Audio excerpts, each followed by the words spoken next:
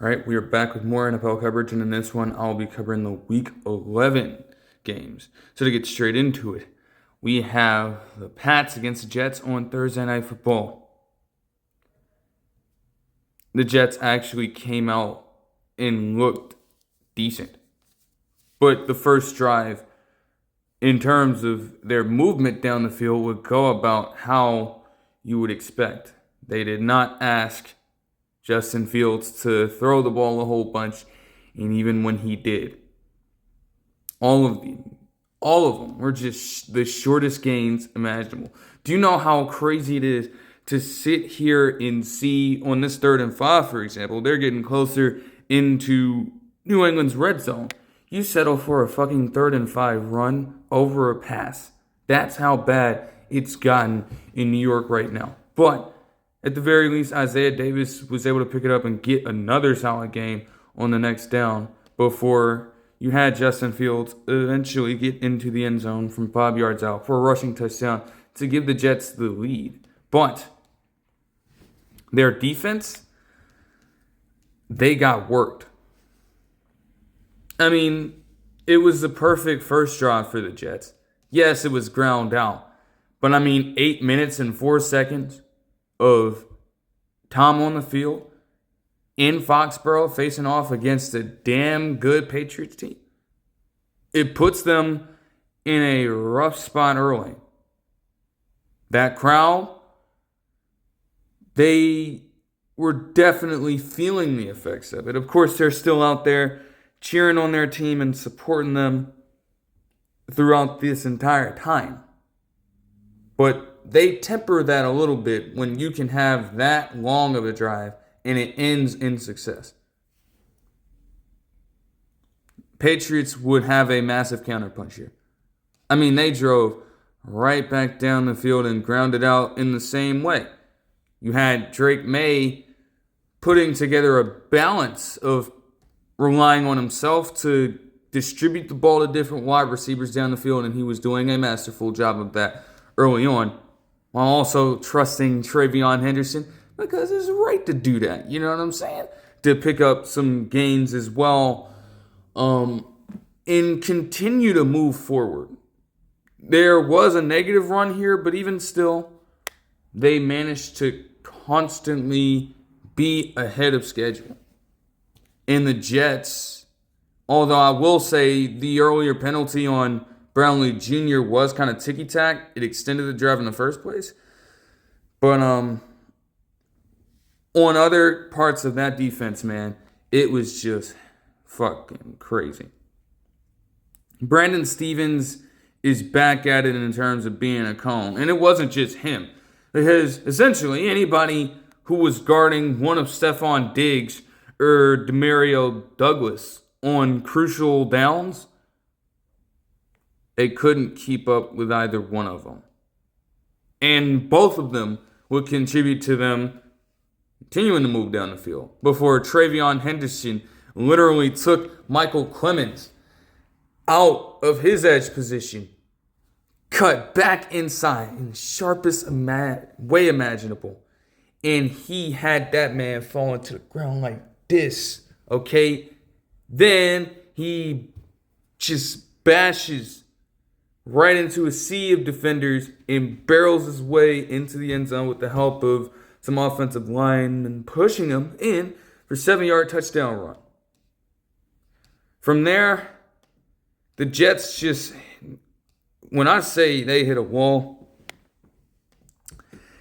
as A.D. Mitchell drops another pass. That would be the theme of some of these next few drives because they went 3 and out there. And then ultimately, with Drake May continuing to carve up this team, dropping back in the pocket, and just finding an open guy at will. Back-to-back plays, for example, Mac Hollins just goes wide open over the middle of the field. He's calling for the ball. That's how open he is. And he gets that for a 19-yard gain, then proceeds to get over into a curl flat space towards the left side in the boundary over there. He manages to just catch it like this. There's nobody over there, so he manages to get extra yardage that way. Like, what kind of defense is that supposed to be? And on that play, ironically enough, they still have multiple illegal contact penalties. Like, what the fuck is going on? Nevertheless, Trevion Henderson, with all that being said, would yet again punching in for a 7-yard touchdown run. Just building off what was a tremendous game last week. A.D. Mitchell dropped another pass. There was a little bit of a debate about this one, I guess. I mean, I will say it was kind of thrown behind him. But at the same rate, you're getting your hand on the ball and you're not coming up with the catch. It's like, dude, I know the passing game in New York was already a problem. And I know that you're kind of at a disadvantage at wide receiver right now without Garrett Wilson. I still just find it crazy that they snuck in, I'll say, A.D. Mitchell as a trade piece.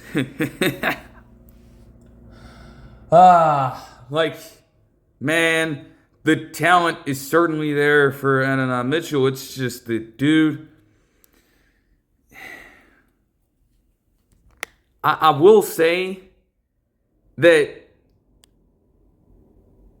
we are blowing. Look, the game would have probably been a little different against the Rams if A.D. Mitchell does not drop that ball into the touchback area, okay? I will say that. We can't judge a player off their worst play all the time because that can be unfair in some cases. But with A.D. Mitchell right now, the fact that he has gone to New York and this has just been a recurring theme, it's like, okay, well, maybe the Colts made the right decision because you are now actively their problem to deal with when it comes to just the weirdest sequences on a football field. You would hope that that does change for the man in all seriousness, but it would not happen for the Jets right here. I mean, same thing. Same thing here. Yet another drive where it ends in a 3-and-out with another just missed opportunity to add on. It's like, geez, you can't make that up. Ultimately, the Pats had a chance to go up by multiple possessions here, but Andres Borregales, with him actually being money this season, would manage to miss the field goal somehow.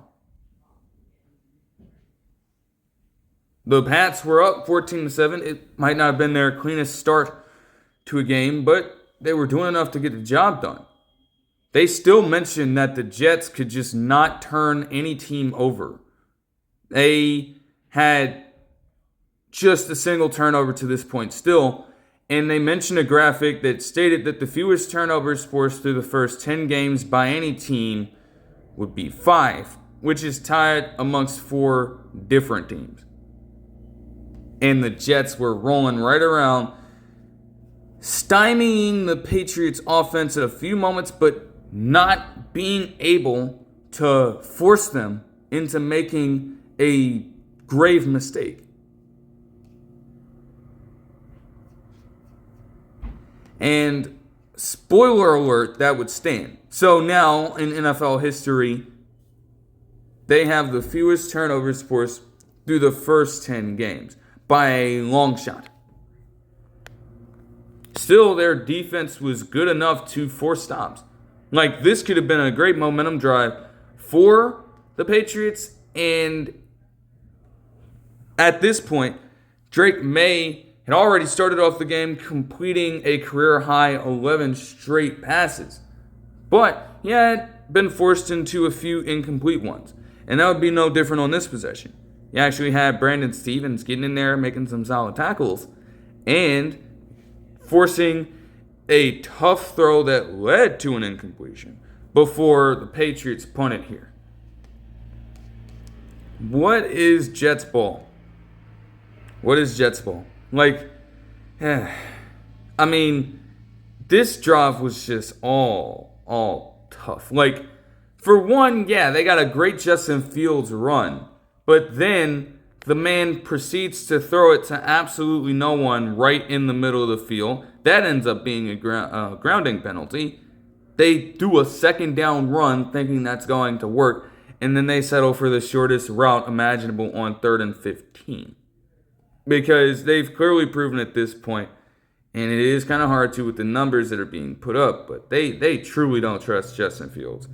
If you are settling for those situations and not even having him test the defense, throw the ball down the field and stretch them out, it's crazy.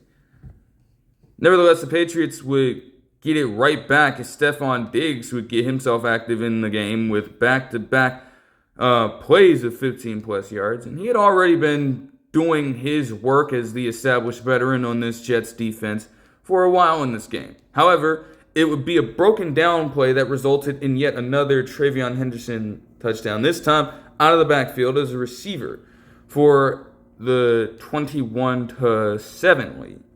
And then something would finally break through for New York here.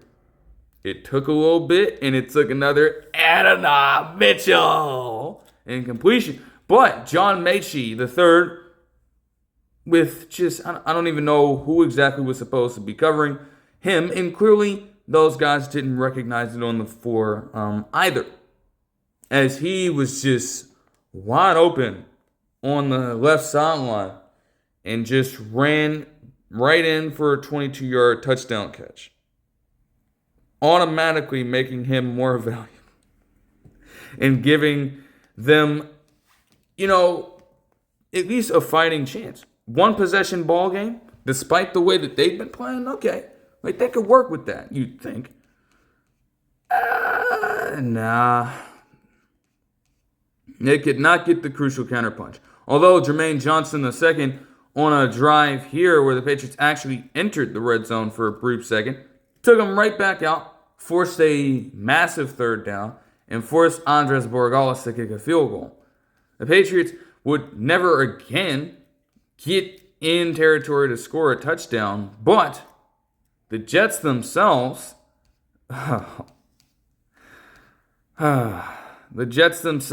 for consecutive possessions, couldn't even get in opponent territory.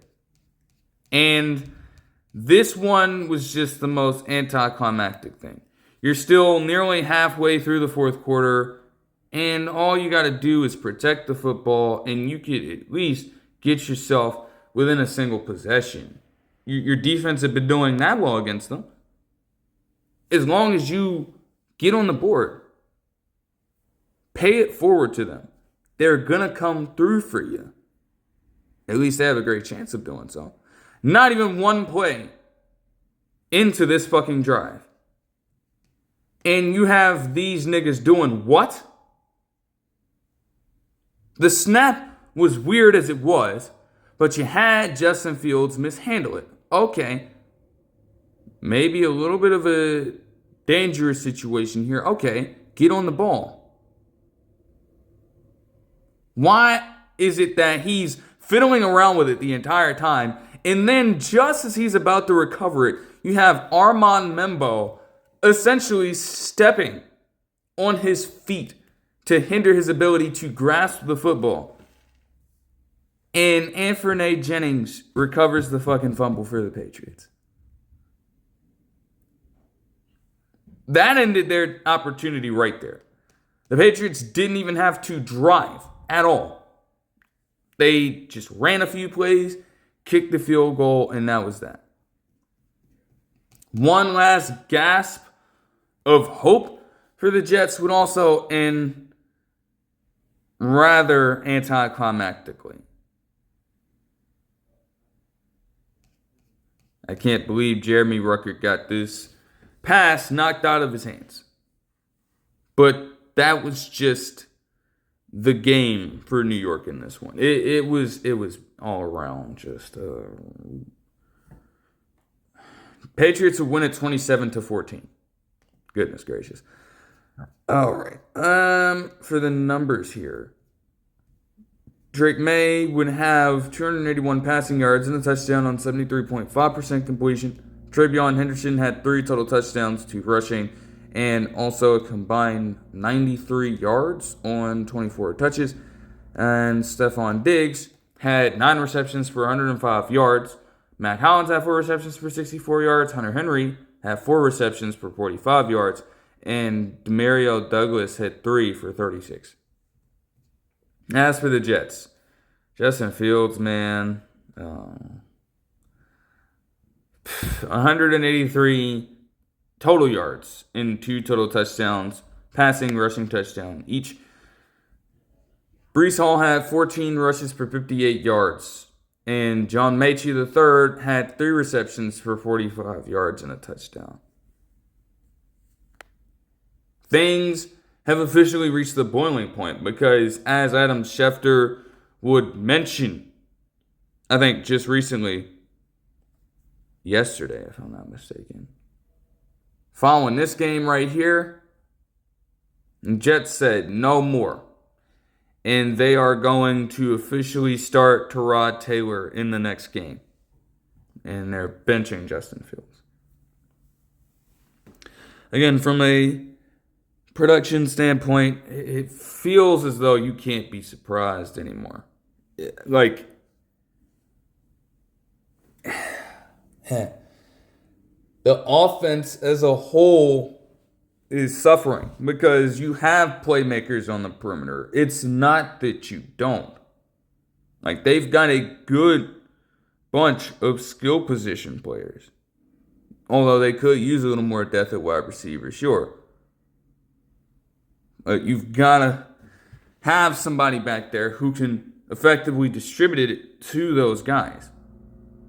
And the man, for one reason or another, because I will admit and concede, it's not hard to, though, that the offensive line is performing very lackluster, to say the least. And you have to be able to mutually help one another in this space. But there are moments where Justin Fields is legitimately just scared to throw the football more than 10 yards down the field. And in what is a passing league, that is just not something that is a luxury anymore. You can't operate that way. You just can't. So, I guess from their perspective, they might be making the right decision. All right. Okay. So, moving on to the Sunday action and starting that out with the Rams and the Seahawks. The battle of all battles at the top of the NFC West right now. Division that, again, at the top 3 is definitely contested, to say the least. And even without watching this game live, having to watch some of it in post, just a tough loss all around when you look at it for the Seahawks. No question about it, man. It had been stated over numerous points, and even I've addressed it, that you had been losing the turnover margin if you're the Seahawks in a few of the last ball games that they've played in. And again, like I said, Texans game, you astronomically are defeated in that metric. And you come through and you win the game anyways off your defense.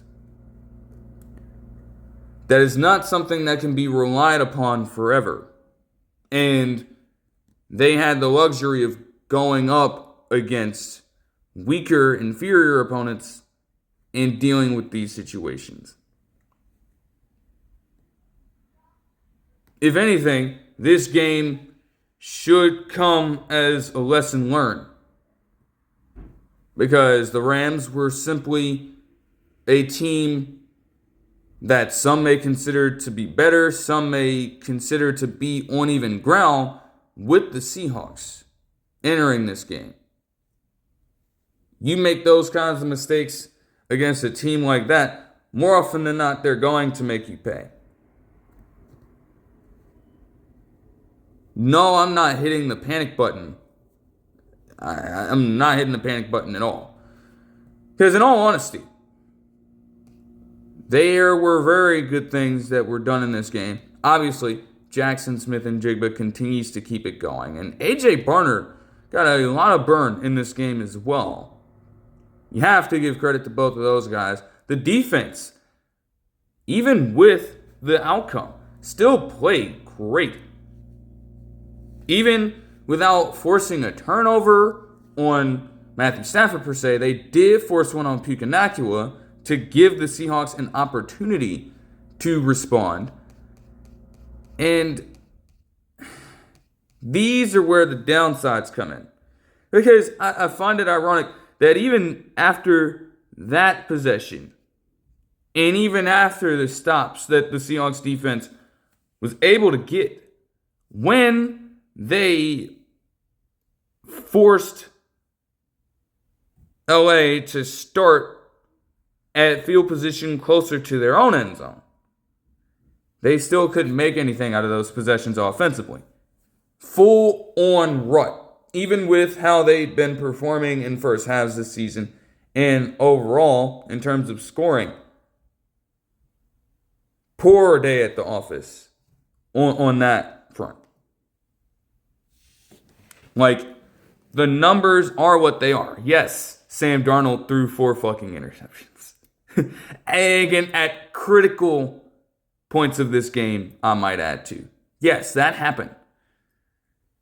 It still goes a lot deeper than that. They still had chance after chance after chance. And when your defense is that great, you're going to get them. They did not do anything when it counted. And honestly, while I would probably be riding high if Jason Myers managed to make a 61-yard field goal at the end of regulation to get it, it shouldn't have to take you trying to bust out 2 quick scoring drives at the very tail end of the fourth quarter to go out there and win this game in the first place. Again, sometimes the games will call for that, but they allowed the Rams to dictate every single aspect of this game and just shot themselves in the foot consistently. Like, it's not even like the Rams were able to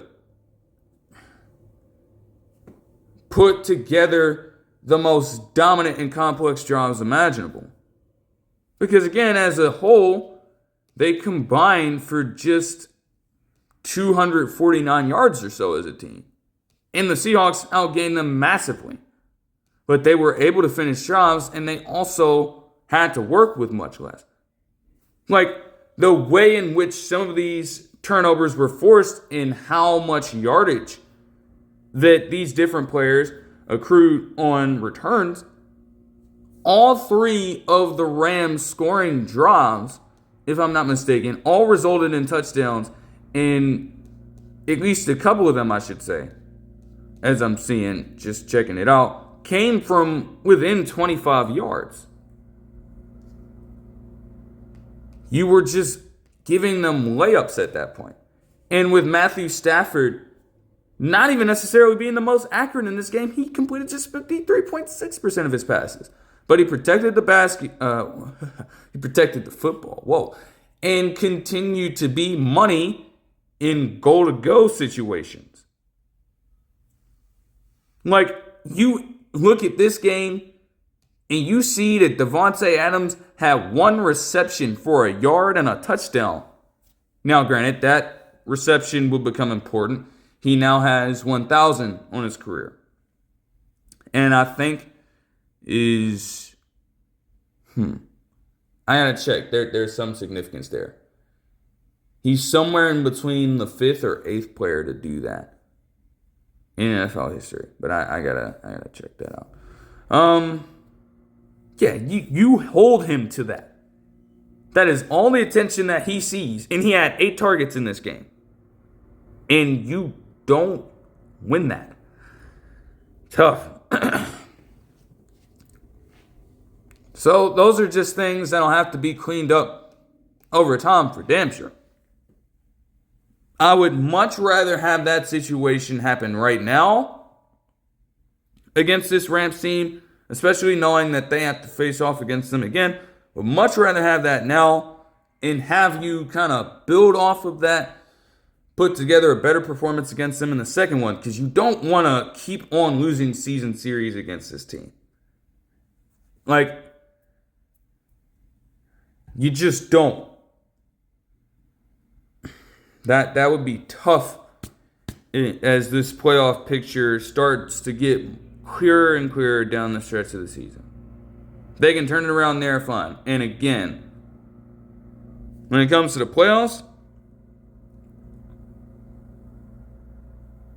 compared to having it go down there and having a tremendous meltdown there, do it now. Get it out of your system in the regular season. Fine. Also, it's not the worst possible thing in the world for the Seahawks. I mean, they literally face off against the Titans next game. So they'll be able to bounce back immediately, continue to be in the upper echelon in terms of record in the NFC. Like, they'll be all good there. I'm not really concerned with that. Same thing for the Rams as well. Even with them stating that both offenses looked unorthodox. I mean, again, the Rams still did what they needed to do to go out and win. As much as I'm writhing in pain on the inside about that, they handled their business. Who the hell does Cameron Kinchins think he is, by the way, man? They mentioned that a good number of his interceptions in the NFL have literally come against the Seahawks, and that he made a name for himself solely against them last season. He certainly did. Sick and tired of this shit, man. Like, 2 interceptions and pass deflections in this game for the man in a game in which Cameron Curl for them also had 11 tackles. Like, dude, come on, man. They just got to overcome that. I will say, in terms of volume of rushing and somewhat reasonable efficiency, the Seahawks were able to get that done a little bit. And yeah, they were able to establish it, but it was them being on the defensive here. There were a few great runs from Kenneth Walker III in this one. But a lot of the volume runs here came as they were on the defensive in this game, trying to keep the Rams at bay offensively and just shed off clock to buy themselves enough time to score. And at many points, it still didn't work. So that's just incredibly unfortunate. It is Sam Darnold's second career game with 4 interceptions. They referenced that the other one was a seeing ghost game. But again, he still overall had a pretty good season to this point. And it's those kinds of games that could get into the mind of any person on a team, per se. Yeah, they in the moment are not going to let you hear the end of it, but you have to try to do what you can to shake back from it. I'm sure that there are a lot of Seahawks fans out there trying to cope with this. But I do agree with what Ernest Jones IV said as well. Because you do have a ton of people just coming out, just immediately hopping off the Sam Darnold train as a result of just one game. And that is not how you should operate with any player. We're not even just making this a quarterback thing. Any player that you truly have appreciation for, any team that you truly support, you can't just turn on them immediately after a bad or terrible performance. It's just something that I would advise against, to be honest. Like, it just, come on. Like, what is that about? Exactly. Like, that's not the mark of a true supporter of a team. It's one thing to criticize, and rightfully so. But to just completely say, oh, you're done with zones, like, no. Nah, bro. Definitely not cool. All right, to take it into the next game. They said it perfectly as I watched in post of the previous game that, hey, field goals against good teams will get you beat. But as far as this Commanders-Dolphins game goes, what happens there when you're settling for field goals? Reality is, we have no idea. But this was the first game ever played in Spain, played in the capital city of Madrid. And I can't necessarily say that Spanish fans didn't get what they were looking for. I mean, they were playing in the exact stadium that is the home of the Real Madrid soccer squad. And we know how great that team has been for ages now. They put it perfectly in the broadcast. I'm pretty sure Kenny Albert said it. Man, hey, every single drive, most every single drive in the first half ended in kicks of some kind. You either had them settling for field goals or punting the football. That's how weird it was for both teams. It was relatively even the whole way through. I mean, the Commanders were definitely getting themselves down the field a little more, but neither offense could truly close the deal. Also, Matt Gay is kind of trash. And for whatever reason, the Commanders also had Chase Edmonds on their team, a former Dolphin in his own right. What? I did not have that in my bingo card watching this game. The very first international game that I was tuning into live this season. Really doesn't make much sense. But, nevertheless, either team had a tremendous chance to win this game in the second half as long as they cleaned up some things.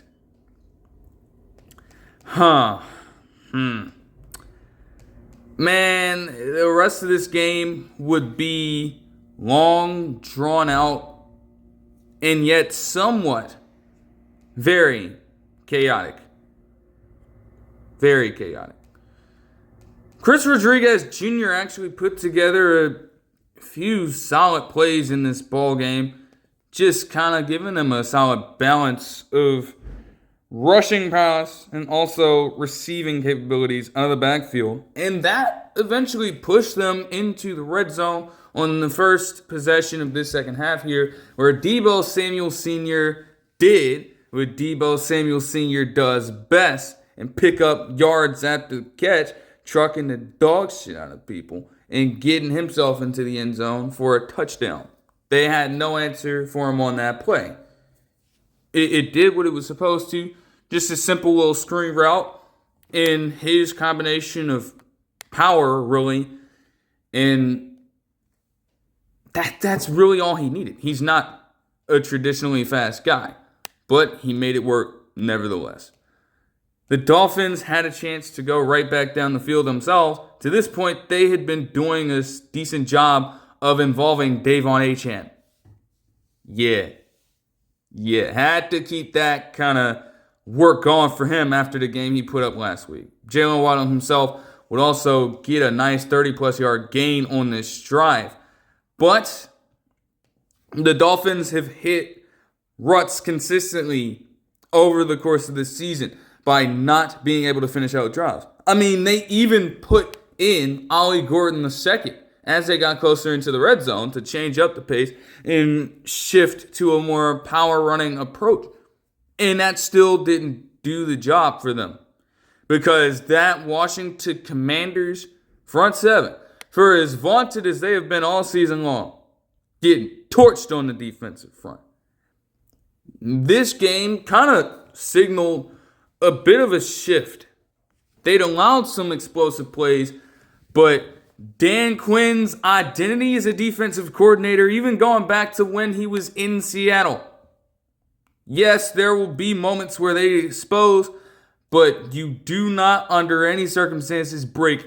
And what did he have these niggas do on this possession? They held strong. The goal line stand was fucking immaculate. And you had Tua Tagovailoa on fourth down try to target fucking Bobby Wagner or throw in Jalen Waddle's direction. Bobby Wagner spotted that shit instantly and got as athletic as he could to swat that shit right out of there. Most predictable play call imaginable, but they had to settle for a desperation pass because they had stuff to run the entire time. However, even with them getting that stop, the Commanders themselves did not even make it out of their own 20-yard line on the ensuing possession.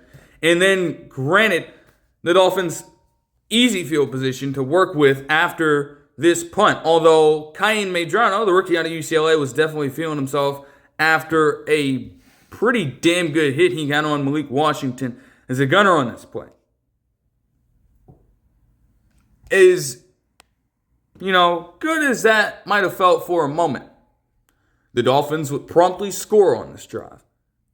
And Malik Washington had a lot to do with it, getting out in space on the perimeter and just making sharp cuts at the right time to make people miss. They weren't asking him to necessarily stretch the field in these situations, although he can from time to time make that happen. Picked up 10-yard plus gains on a couple of receptions on this drive. And Devon Achane and Ollie Gordon II, dynamic duo themselves, would lead the Dolphins to score their first touchdown of the game and tie it up in the early stages of the fourth quarter here.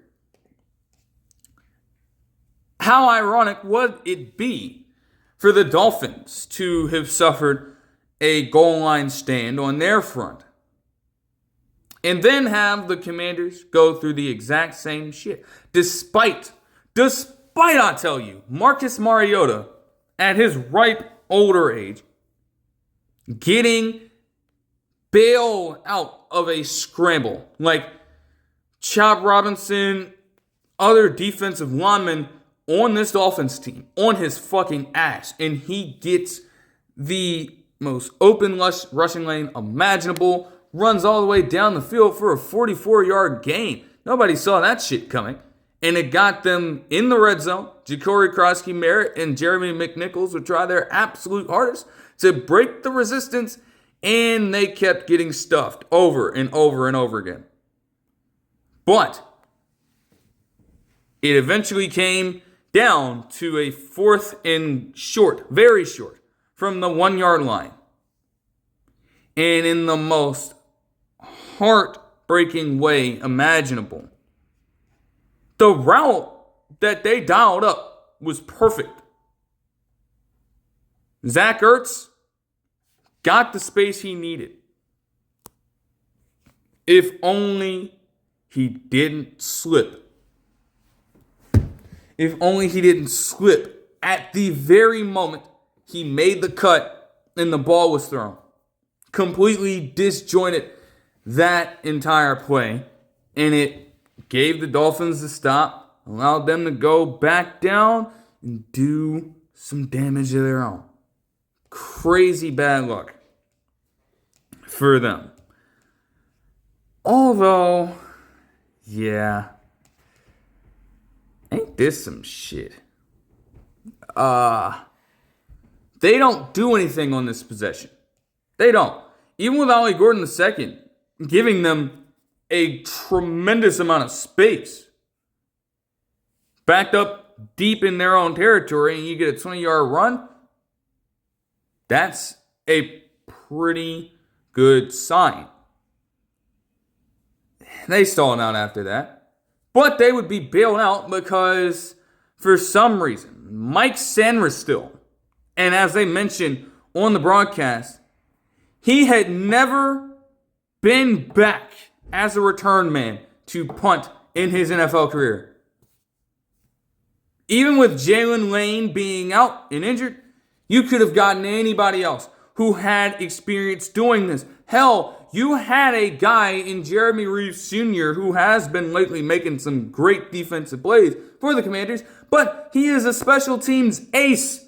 The man was literally a Pro Bowler as a special teamer, and you don't even make the decision to put him back there. No, you give it up to Mike Sanderson, a person who's never done that in his NFL career, and what happened? The man didn't know what he was doing. Now, there were mentions that he lost it in the lighting, but either way, a situation like that, you're in clutch time, all you gotta do is secure the catch. He muffs the shit, and one of the gunners for Miami gets it back and puts Miami in a tremendous spot. An opportunity to go down and win the game.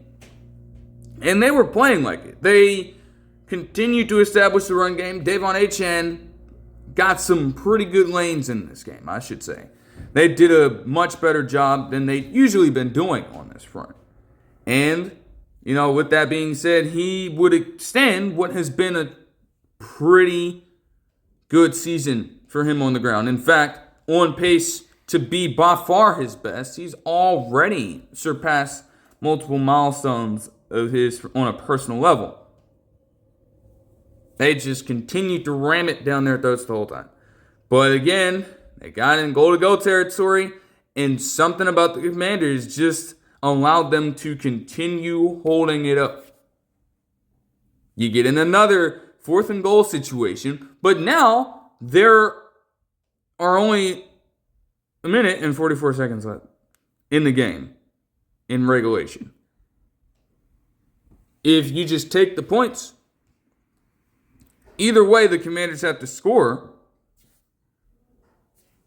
but you make things more difficult on them regardless. Or you could go for the big fish and go for the touchdown. They went for the touchdown, and Eddie Goldman, the former Bear, along with Frankie Louvu, crashed in and stood Ollie Gordon II the fuck up to put themselves on the offensive and have a shot at winning this game. They did what they needed to do in terms of getting down the field. Hell, they had the rookie in Jacoby Jones, not to be mistaken with the former Raven, get himself a 25-yard gain to push them closer into Dolphins territory. And they could not get any closer than a couple more yards as a result of the Dolphins cornerbacks actually not getting burned for once. So you would have Matt Gay settle for a 56-yard field goal. But he sucks. And that miss, as demoralizing as it was, would send them to overtime eventually. Now, it had been a close game all game long. Neither team was really able to create that much separation. It had been relatively clean. And as long as you were able to just continue doing what you'd been doing the entire game, you were going to be solid. Let's just get some time going. The kickoff takes place. Hey, let's just scheme up a few things. Let's get some short plays going, see what goes on. And hey, it ends up being a touchback. Okay, we got a good start at the 35-yard line. Let's get some work done. Let's get to it. Let's see. Drop back and shotgun. And have Marcus Mariota get lurked on play number 1 of overtime. Get lurked by Jack Jones.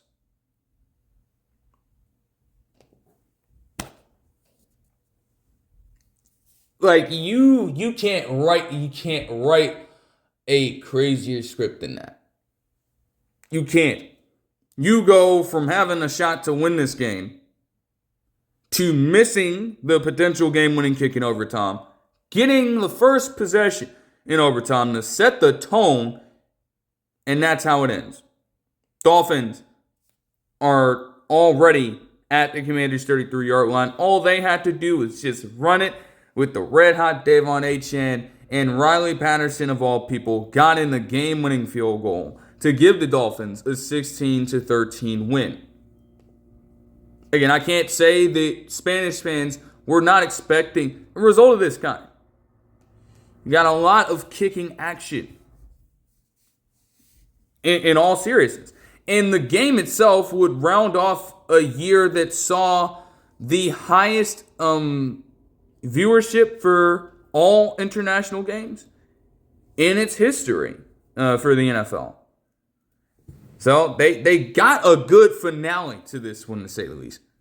Wire-to-wire action, even if it was more of a defensive bout at times. The Dolphins can say that they stole one. I guess they'll tell you they stole one. I don't know. Tua Tagovailoa had 171 passing yards on 70% completion. Devon Achane had a combined 26 touches for 165 yards. A crime they didn't get my boy in the end zone. But they allowed Ollie Gordon to do so. And also have 9 rushes for 45 yards. Jalen Waddle had 3 receptions for 52 yards. And Malik Washington had 3 receptions for 42 yards. As for the Commanders,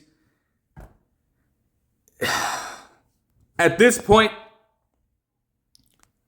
it just continues to be a peaks and valleys thing, okay? Look, man, some of these Commanders fans might feel like the sky is fucking falling down right now. Like around this time last year, you were contending for a playoff spot, and now it seems as though they are probably out of the running here. It's unfortunate. Again, injuries and a combination of some other weird things in the offseason did them in, but you still don't want to see your team go out like that, of course. Marcus Mariota had 213 passing yards on 66.7% completion and a touchdown and an interception. Chris Rodriguez Jr. had 15 rushes for 79 yards, and Deebo Samuel Sr. had 7 receptions for 74 yards and a touchdown, while Zach Ertz had 4 receptions for 42 yards. Man, he wants that back so bad, though. And even when they got the stop on the Dolphins, like he was happy as hell. Because he knew he got bailed out of having some really interesting conversations. But I guess that's not really going to go away, given the outcome here. It's just terrible to have him go through that as an established veteran in the game, but man, what are you going to do? Okay, moving on to the Packers and the Giants with Jameis Winston starting out the game. And it went about, I can't say that. He actually did fine. He did fine. And the Giants team consistently hung in this game. They were never out of it, which, again, going back to the point I made about the Giants, made about the Packers last week. Jesus, bro. Like, how do you get yourself in a spot where you are struggling to impose your will against the fucking Giants? I don't know. It blows my mind. Like, it made for a truly intriguing football game. But if you are a Packers fan, I'm telling you, had to be losing your shit at certain points of this game. Because there's just no way. Like, when Dale Robinson just continues to be a walking first down, but it was actually Isaiah Hodgins who would pick up some pivotal plays for them. Like, they recently activated him off the practice squad after signing him again. They had him previously. And I don't know. He was just a reliable option for Jameis Winston at certain points of this game. It was weird. You also had Devin Singletary, of all people, finish off the first drive, getting in the end zone for a score. Okay. Man. They did hit a little bit of a wall. The Packers did, at least. Not only did they punt on this drive, but for a brief period, they did lose Jordan Love. And that was a struggle to navigate, even as they themselves were forced a 3-and-out. In comes Malik Willis. You know what time it is when Malik Willis enters any game. And while they tried to establish the run, they would also suffer even more injuries as they would lose Josh Jacobs early in this game as well. Worst possible scenario. He was still in for long enough to help them get down the field, but it would actually be Christian Watson muscling fucking Drew Phillips in the end zone to get them on the board. And yet, neither team could get their kickers to make their PATs.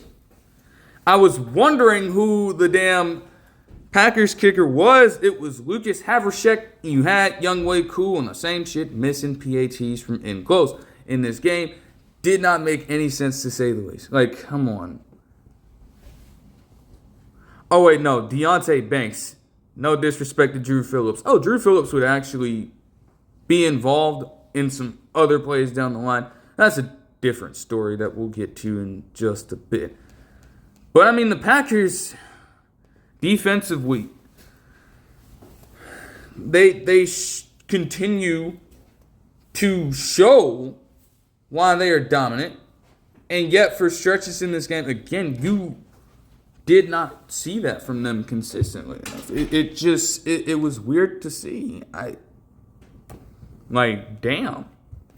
I mean, you have Xavier McKinney break up this play here, and that forces the punt. Jordan Love would return. It didn't end up being too bad of an injury at all, but you're probably going to try to ease him back into the game.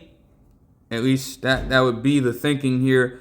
No, he came out firing like he typically does. Picking up a pair of third down conversions here and hitting Romeo Doubs down the field for a 22-yard gain before having Emmanuel Wilson, usually the change of pace back, but obviously he's going to be taking the full reins over if Josh Jacobs is out, ran right through the defense for an 11-yard rushing touchdown. And the Giants were not done themselves, because even with them getting backed up by the sheer pressure from this unit, you had Jameis Winston hang in there at points. I mean, whether it was him getting this Tyrone Tracy Jr. screen out in space and having him cut all through the defense for a great third down conversion. You also had him establish a little bit of scrambling ability himself to get them into the red zone before Devin Singletary would again manage to get in the end zone for a rushing touchdown, which would tie the game because, again, Younghoe Koo could not make the damn PAT. Why do the Packers keep getting themselves in these end-of-half situations? Seriously. Like, yet another week, because Jordan Love's he's back, of course. Why is it that for almost a second straight week in a row, they lost the possession and gave the opposing team a chance to score and take some momentum back in this game? Because if this play wasn't already bad enough, with Jordan Love literally fumbling the ball on the snap, he picked it back up, he threw the pass, and Luke Musgrave would also fumble. Now, it would be overturned, but you just can't have those kinds of scares, man. Either way, Spider-Man, Brian Burns, would put that shit to rest regardless. And that would effectively end off the half with a tie score. Who would have thought? Seriously. Like, this is just stuff you can't really game plan for, man. It's strange. Christian Watson continues to be a fucking speedy threat down the field. There's no secret about that whatsoever. That's been on his resume since he got into the NFL draft and since his profile was put on display. But Cordell Flott would normally be able to keep up with that. He did not have the leverage on display whatsoever. Just burned him right on this crossing pattern for a 16-yard gain to push the Giants further and further. Well, push the Packers further and further down the field. Eventually, you had Josh Weil, of all players, get into the end zone for a 2-yard touchdown catch. But Havershek, once again, missed the fucking PAT. While Jameis Winston at times was able to evade the pressure, hanging in on this play, for example, 4th and 3, Micah Parsons is screaming right at him, and he gets in the tight window throw to Isaiah Hodgins for a 12-yard gain to move the chains. But it wasn't enough. They could not always do it. Because as they would make progress down the field, they'd get into the red zone, and they'd be initially stopped by this defense on the first 3 downs before having 4th and short, and then having Parsons continue to put his combination of speed and power on display. Like, they had no way of guarding him, seemingly.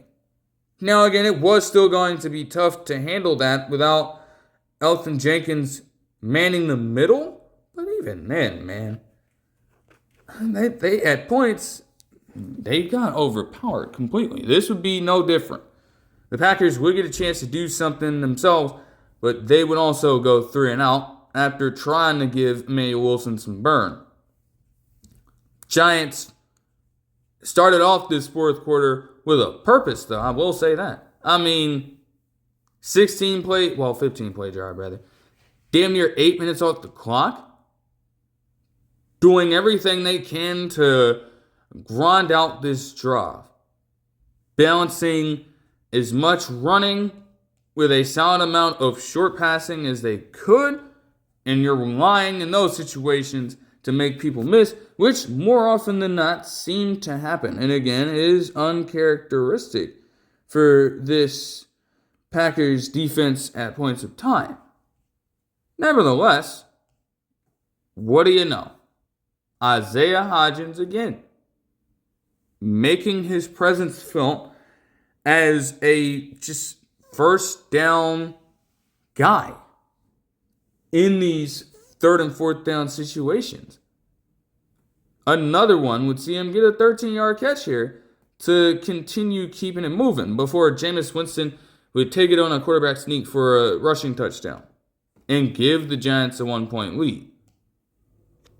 Packers, while this had been just completely unconventional for the most part, they knew they needed a drive here to seize back control. And that is exactly what they would do. Now, it did not help that you had them completely bottle up wide receivers on a few of these downs here. And it eventually forced 3rd and long.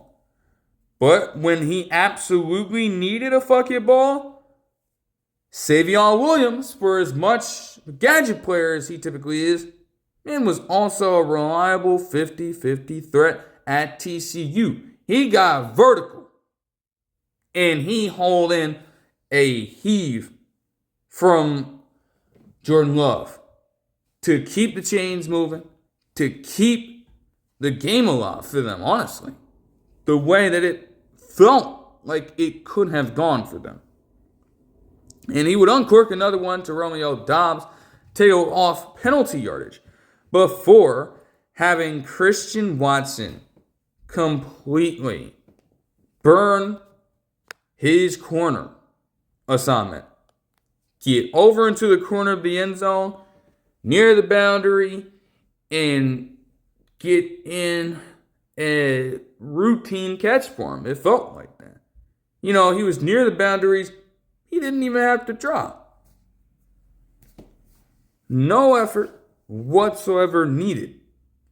It just came natural to the man. 17-yard touchdown catch would give him the lead, and they would also get the 2-point conversion. Now, while this would not end that well for the Giants, I will say that when we get to this interception from Jameis Winston, Jalin Hyatt had to keep running. He had to keep running. I'm sure there might have been a little bit of a miscommunication there, but Winston at that point is expecting you, anticipating that you are still moving. I don't know what exactly made Jalin Hyatt hesitate and then stop his route completely. And that gave Evan Williams all the room to go out for the ball. At the very least, if it's still there and you're still running, you have a chance to contest that and force it to where he at least gets the pass deflected out of his hand. Doesn't come down with the football whatsoever. Instead, tragedy. But it wasn't completely over. Giants still had all 3 timeouts, and they forced the Packers to punt again.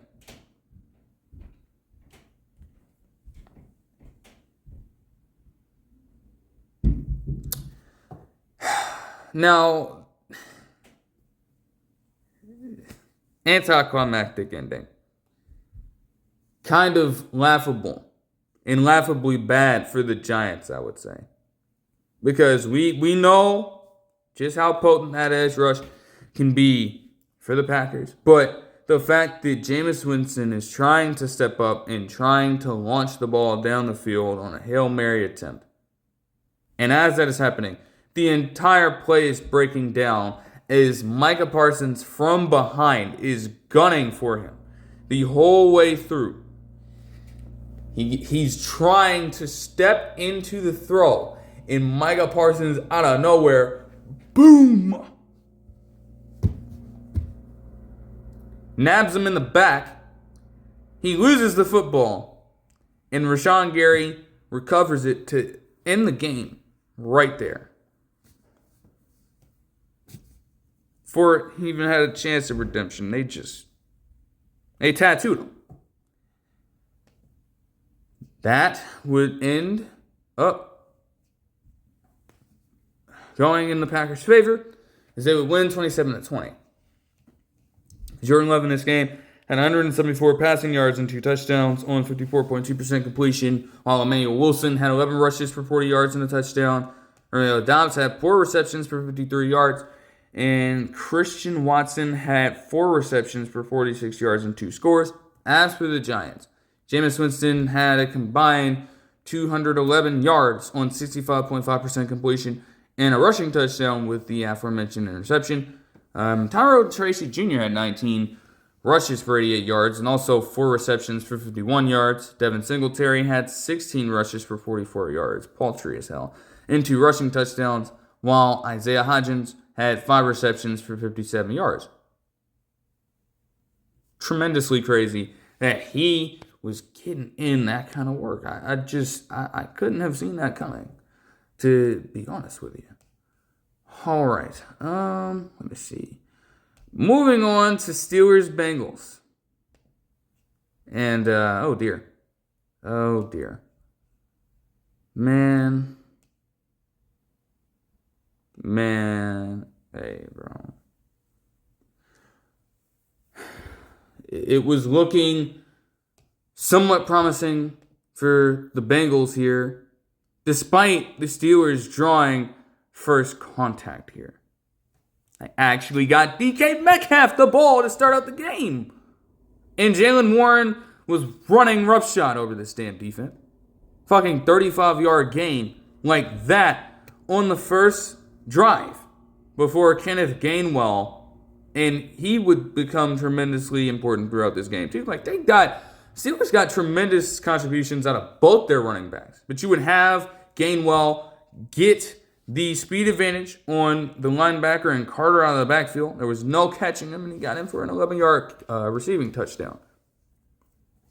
The Bengals, like I said, even though we know their defense is shit, they had the immediate response as on a play that was somewhat contested beforehand, they actually ended up giving this touchdown catch to T. Higgins, and he would end up making this a 1-point ball game.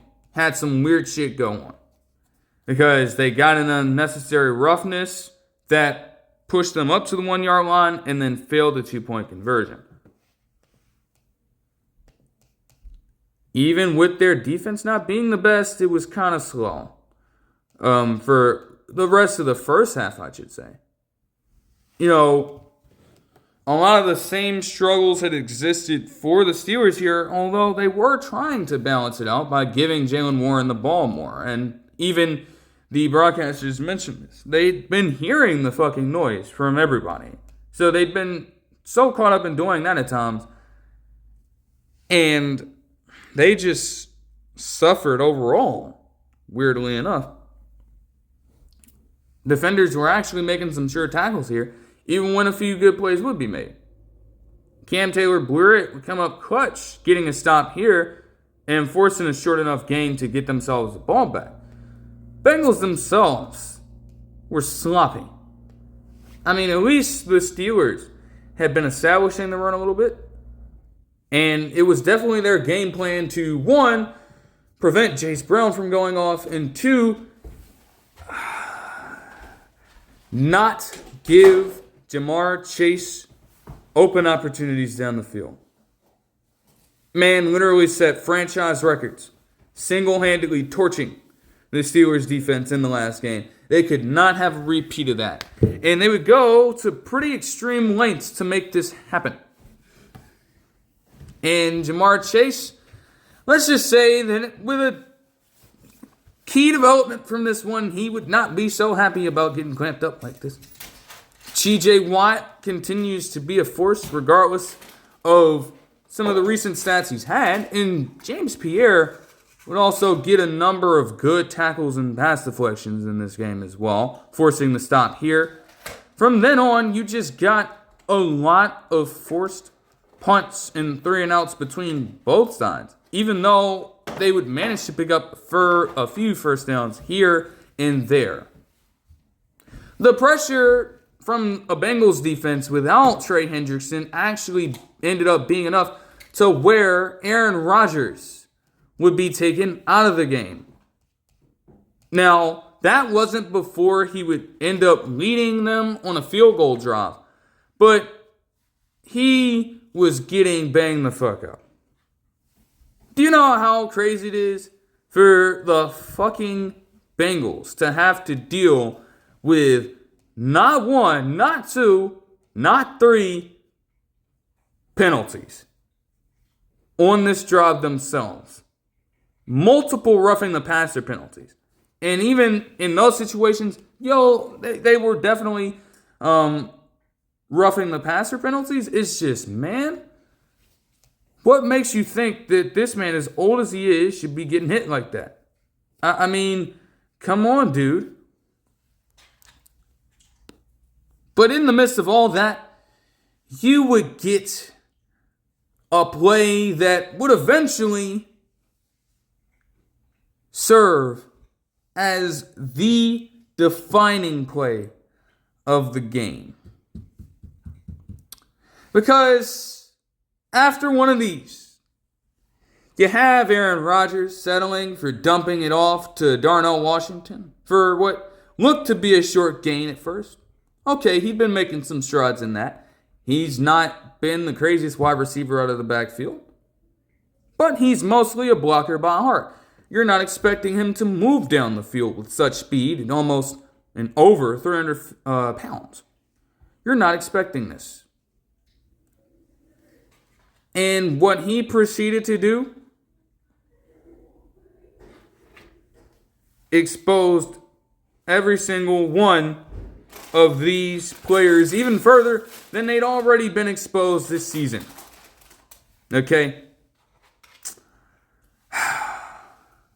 He does a little bit of running, and as Carter Jr. is trailing him, he pushes him off with a stiff arm. Get the fuck away from me, all right? Geno Stone tries to wrap him up and tackle him. He shakes that man off like it's nothing. Little ass boy, all right? And then as he's already accrued enough yardage, as if that wasn't already bad enough with the power that he'd been displaying, this man, DJ Turner II, thought it was a great idea to try to push.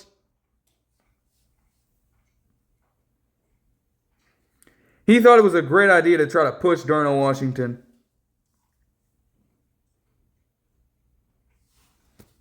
That man caught the fucking truck of doom.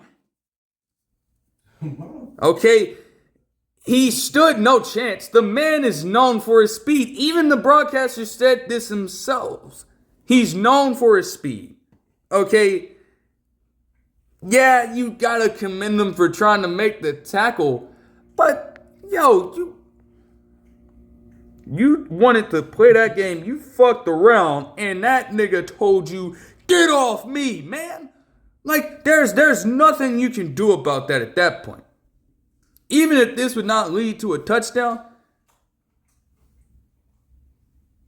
it just shows you the lengths to which this defense has been going through it all season long.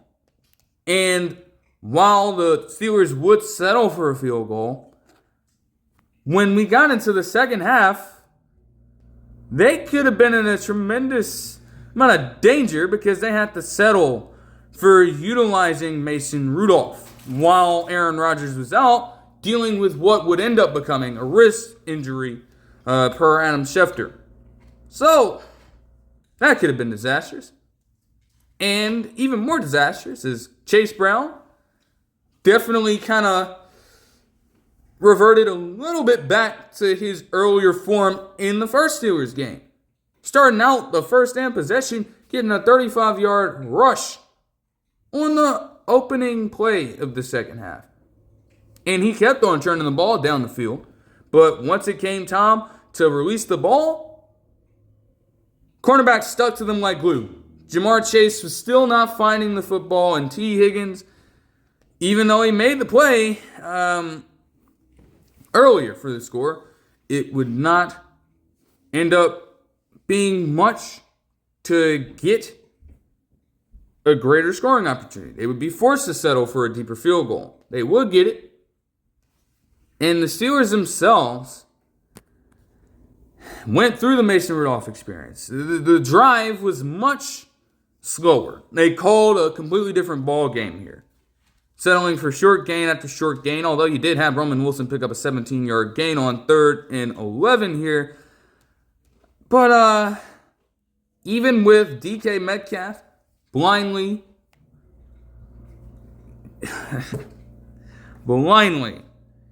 being penalized for just a dumb play on his part, Darnell Washington would help to pick up the slack, and they go back right to him in no time. All of a sudden, they're in the red zone, and they stall out. They switch over to Caleb Johnson, and no. Joseph Asai also managed to get a tremendous amount of pressure on Rudolph here to force the 30-yard field goal. What proceeded to happen over the next few possessions for the Bengals completely took them out of this ball game. Now, yes, it started out fortuitous enough with Noah Fant and T. Higgins getting first down gains on their respective catches on this drive, but they got in Steelers territory. They got backed up on 3rd down, and Joe Flacco just eyeballed the pass right over to, in a flash, Kyle fucking Duggar. He dropped a different interception in this ball game, but that would all be forgiven because he lurked the hell out of this pass and took it all the way to the house for a defensive touchdown. And one that would give the Steelers a 20-9 lead. Now, surely enough, the Bengals again, in those situations, you get immediately back out on the field so you have a chance to redeem yourself instantly. They would be forced to settle for a field goal only, though. Unfortunately for them, the Steelers were not finished with their asses. They weren't. Kenneth Gainwell, man. When Mason Rudolph was clearly trying to target him out of the backfield as a safety valve, man, after the catch, the man was near unstoppable in this game. I tell you. Like, you know that it's crazy when the man himself, after an earlier Steelers penalty, got a 20-plus yard gain on a screen down the field, then on another play following a penalty, picked up a 28-yarder. And then for the touchdown, got out in space and did what he does best as a receiving threat. 27-12 lead at that point. And to make matters even worse, they got Noah Fant. They got Noah Fant and Brandon Echols. Peanut punched that fucking ball out, man. James Pierre would recover it and score their second defensive touchdown, which actually happened to be their first time since week 2 of 2023 with multiple defensive touchdowns. It had finally come together for them, I should say. You know, they've been a defense that some would consider to be overrated and overpaid throughout the season. But this game against a team that they struggled against the first time around, hey, they managed to completely 180 their defensive approach, and it did all the wonders for them in what would become a 34-12 blowout of the Bengals in the Steelers' favor. Holy shit.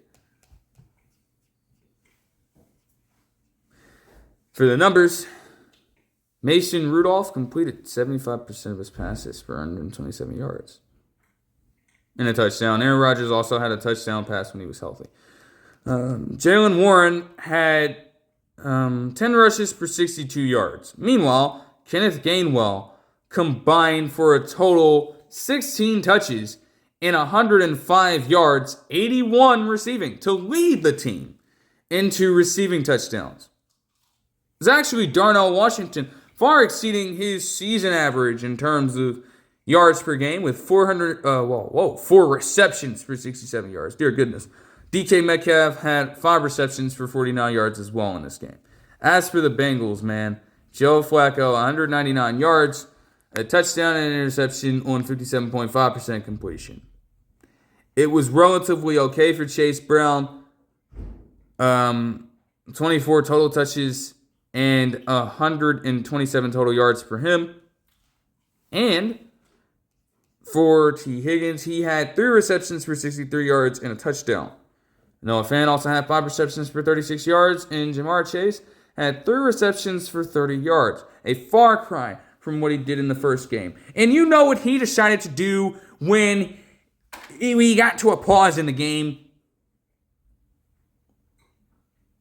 Just because he was getting clamped up by the Steelers defense. Somebody must have been chirping because I didn't even see the full thing happen. But from my viewpoint, watching the game live, I initially just see that a fight between both teams breaks out. They're separating Jalen Ramsey from the situation, and I'm just trying to figure out what the hell happened here. It would be a little while before I got that context. But later on, they mentioned that the man was spitting loogies at Jalen Ramsey, and he wasn't going for it. Even worse, per reports from Adam Schefter, not only did they suspend Jamar Chase for a game for that incident, they also mentioned that Jamar Chase tried to appeal this. And I think on one of those posts, You have video evidence showing the man going head up with Jalen Ramsey and spitting at him, on him. How the hell are you going to try to appeal that? They have you on video. They have you on video doing this. There's no hiding that material. What the hell made him think he was going to get away with that? And hey, even Mike Tomlin, as blunt as he can be sometimes, he said it perfectly in the situation. Do what comes natural. He had no issue with Jalen Ramsey doing that shit. But at the very least, from what I've heard to this point, they didn't enforce any punishment on him. Good. And good for the Steelers. Like, you don't want to, even if he may feel the need to enact some vengeance there, you are not trying to lose the man, who is definitely a core piece of your defense right now, over some bullshit like that. So, I mean, hey, man. All right. Moving on to Panthers versus Falcons. Now, I watched the bonus coverage of this. For one, at some point in this game, Michael Penix Jr. would go down with an injury, and in came Kirk Cousins. That went about as you would expect. But before we even get into that, Rico Dowdle, the first damn play that I see with them switching this over, he damn near housed the motherfucker himself. Only as the play was coming to a close, he accidentally stepped out of bounds. But it was still a great catch and run on a screen down the field to get the Panthers in goal-to-goal territory. And for a little bit, they were fucking it up. At least the Falcons were in this game. They could say that compared to them getting 30-0 shut out by this team in the first matchup. But their defense definitely showed their worth here, clamping up Rico Dowdle in the backfield for a 2-yard loss and eventually forcing an incomplete pass as well. So now they're backed up on 3rd and 12. Still in a goal-to-go situation. And they get Tyrone McMillan, the rook out of Arizona, out in space against the linebacker. Oh, big mistake, big mistake. Caden Ellis, all it took was one cut up the field from Tyrone McMillan, and he already had him dazed and confused. Then he shifted over to the left boundary, and Caden Ellis was out here stumbling all over the place.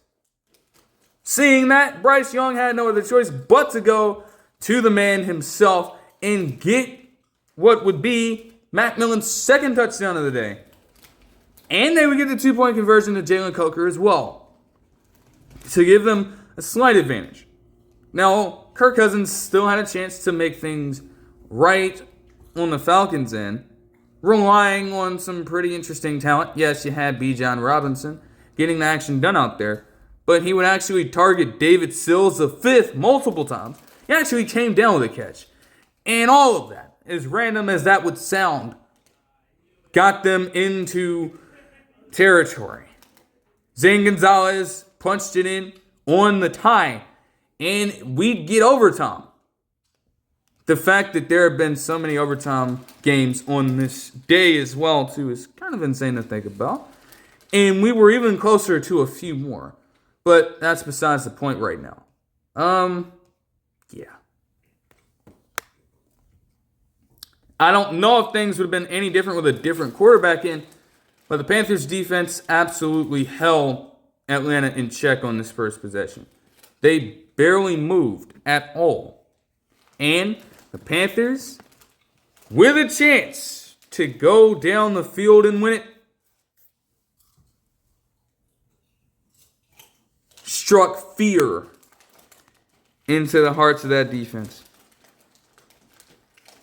Tommy Tremble, the fellow Notre Dame tight end, along with Mitchell Evans, would actually live up to his fucking last name.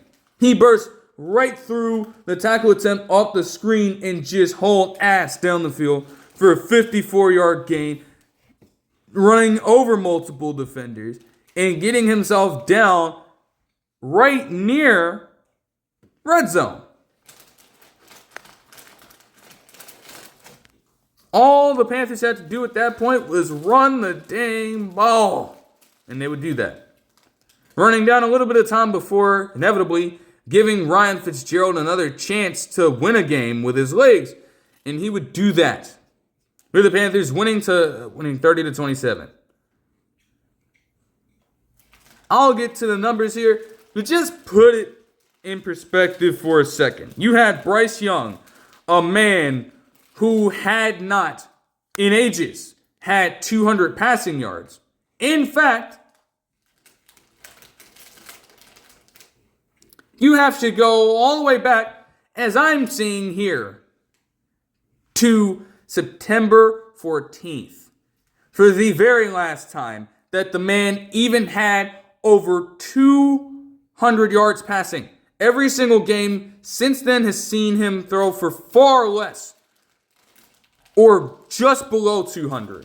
He only had 124 passing yards last week, and I looked down at the little player tracker, stat tracker on the side, and I see that this man, Bryce Young, did what?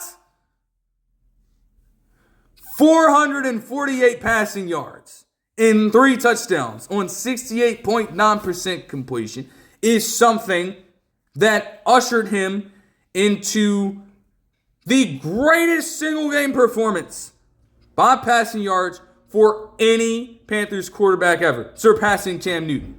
Who the fuck saw that coming? Don't sit here, even if you may be a Panthers fan that is delusional as shit and riding high off the fact that you are having your most successful season in around 7 years. Like, come on, bro. Come on. Nobody saw that coming, man. The man could have fucking had 500 if the game kept going. Like, what? And it's ironic because the Panthers have typically been a team of balance. Rico Donnell was bottled up in the backfield. He did still manage 100 scrimmage yards, but they were not letting that shit happen. And Bryce Young, a person who you could barely trust to manage the game, pretty much around a year ago at this particular point of time, is now putting the game on his arm and winning. Try that shit on for size. Ted Tyrell and McMillan had 8 receptions for 130 yards and 2 touchdowns in this game. Impressive performance for him. And Xavier Legette had 4 receptions for 83 yards and a touchdown. As for the Falcons, 175 yards for Michael Penix Jr. on 81.2% completion from the field. Bijan Robinson is obviously a workhorse. 27 touches and 143 yards for him and 2 rushing touchdowns. Tyler Allgeier had a rushing touchdown as well. And Darnell Mooney had 3 receptions for 34 yards, while Drake London had 7 receptions for 119 yards. It will later be mentioned that both Drake London and Michael Penix Jr. would suffer knee injuries in this game and could be out at least for the next week. Adam Schefter followed up his own report saying that Drake London would at least be out for the next game. Meanwhile, just today, in correlation with other reports that have been alluding to the notion, Michael Penix Jr. is officially out for the season, getting knee surgery. Terrible news to hear there. The man has already been through a load of injuries himself. That's why his initial transfer to Washington before he started popping off there was a little risque. But he's overcome this time and time again. I have no doubt that he can potentially do it once more. But my thing is this. You are going to start Kirk Cousins if you're the Falcons. And again, I don't want to make this all quarterback-centric, but how about this Falcons front office have some fucking faith and patience in their guys? Because I guarantee you, with the fact that they already did this when Kirk Cousins got hurt to get Michael Penix Jr. in the first place, I guarantee you they would be the type of niggas to have themselves get in the next NFL draft and draft another quarterback anyways. Being stupid. Yet Fontenot at that point tried so hard to convince Arthur Blank that it was the right move. Man, little did we know that man was negotiating for his fucking job. Just have patience. Let your guy get healthy. I beg you. Like, there is no reason to just rush that process like that. They've done it before. I don't think anything would stop them from doing it again. All right. Well.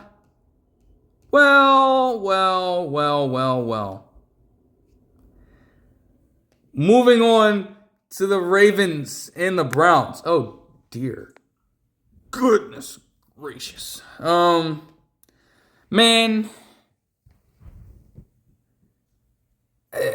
Oh, man.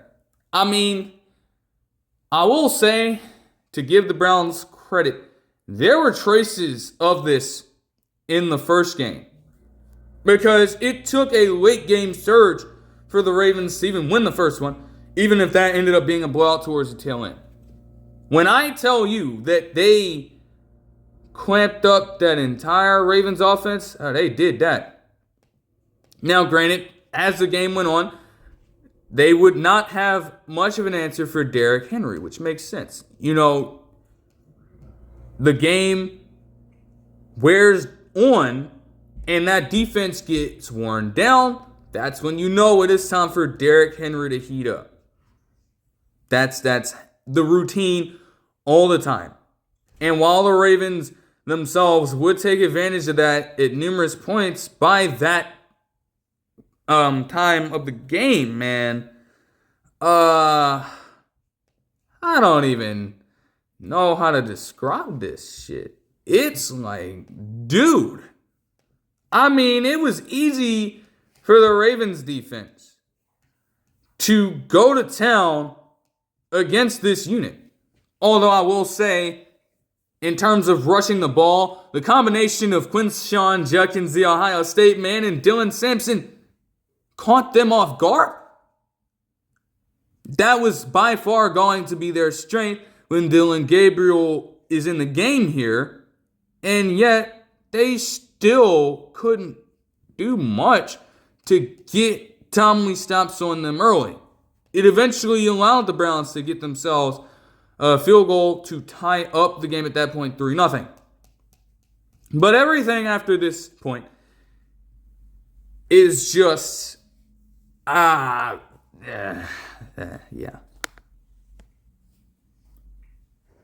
What the Ravens could take solace in before all of the madness is that Mark Andrews would pass up Derek Mason as the all-time franchise leader in receiving yards on his first catch. That's true. Fair enough. Credit to Mark Andrews. What the fuck else happened? Because, like, I'm not making this quarterback centric. I just refuse to here. Because the box score will tell you that Lamar Jackson was held to his worst single game performance in the regular season, probably. Maybe across his entire career, but definitely in the regular season. Like, it was rough. And they kept on alluding to how well Carson Schwarzenegger, the linebacker out of UCLA that they drafted in the second round was playing this season. And man, he put that on display. I'll give him some quick praise for that as well. Yo, he was flying all over the fucking field. I'm not going to lie to you. And I was definitely impressed with what he was putting on out there. Definitely making some tremendous plays from time to time. It was absolutely wild. However, I would say the real key to note here is that Myles Garrett, man, you want to talk about individual dominance and somebody literally trying to beat the fuck out of you. This is what Myles Garrett was doing to that offensive line the entire game. You're throwing mismatch after mismatch at the man, and they could do nothing to stop him. They tried to go one-on-one with the man. He was bull rushing right through people and sacking Lamar Jackson. They tried to double team him. Nigga still broke through the double team and wrecked Lamar Jackson in the backfield time and time again. The man was already out there on a mission, and he managed to get himself his 6th straight season with more than 12 sacks. An all-time record for that metric. And he was trying to increase the overall distance he had on other sack leaders by a country mile. The man is currently at 15. And we are only a little more than halfway through the season. So you're telling me if he keeps pace with this, he's going to shatter the record that now has the tie between TJ Watt and Michael Strahan. Scary fucking sight. And especially with the fact that the Ravens will have to run into this team again. But that wasn't even the worst of their issues. Because that wasn't bad enough. The turnovers were just so weird. Now, yes, LeJohntay Wester is a rookie. Rookie mistakes are going to happen. To muff the punt here, give Grant Delpit the ball back, they are so lucky that they managed to hold forth and get a goal line stand here. But the Browns are also that bad offensively. Cool, fine, we get that. And under duress, you have a situation where a pass is kind of rushed. Keaton Mitchell's obviously not the tallest guy in the world, but he has to go up for it. It bounces up and over him and into the hands of a man in Devin Bush who had not intercepted a pass in 6 fucking years. Getting himself a pick 6 to give the Browns a 13-3 lead. At the very least, the Ravens, keeping in tune with this motto here, were able to get right back out and score thanks to a pretty great catch from Zay Flowers. And obviously, with as fast as shifty as he is, trying to make a few extra cuts here and there, jigging out some defenders, at least he protected the ball, and Derrick Henry punched it in for a rushing touchdown. The Browns would get a field goal here, and that would end out the first half, while the Ravens, for a while here, just kept on struggling to get on the board. You're talking about 3 and outs, you're talking about stolen out drives, and you even had just one play after, because with Dylan Gabriel being hurt, being put into concussion protocol, hey, it was Shedeur Sanders' time. It was time for this. It was time for this. Nate Wiggins picked his ass off. And then on the subsequent play, you had the rookie in Carson Schwessinger get the interception right back. Neither team still did anything with that. Schwessinger would go on to have a 10-tackle game on top of all this. So, again, all the credit to him. In those kinds of efforts, we're giving the Browns a bit of momentum here, despite them not being able to do anything. Now, I will say, it went about as you would expect for Sanders. The whole team needs work. It's not just Shedeur Sanders. And also, again, if we're having the conversation about him not even getting all these reps in the first place, to have him go up against the defense that was starting to hit their stride, akin to the way they were last season, and expect him to save your ass? Like, no. That's not how this was going to go. The Browns continued to stall out for drive after drive after drive. There would be a few solid plays for Shedeur Sanders, but everything appeared to be a miss.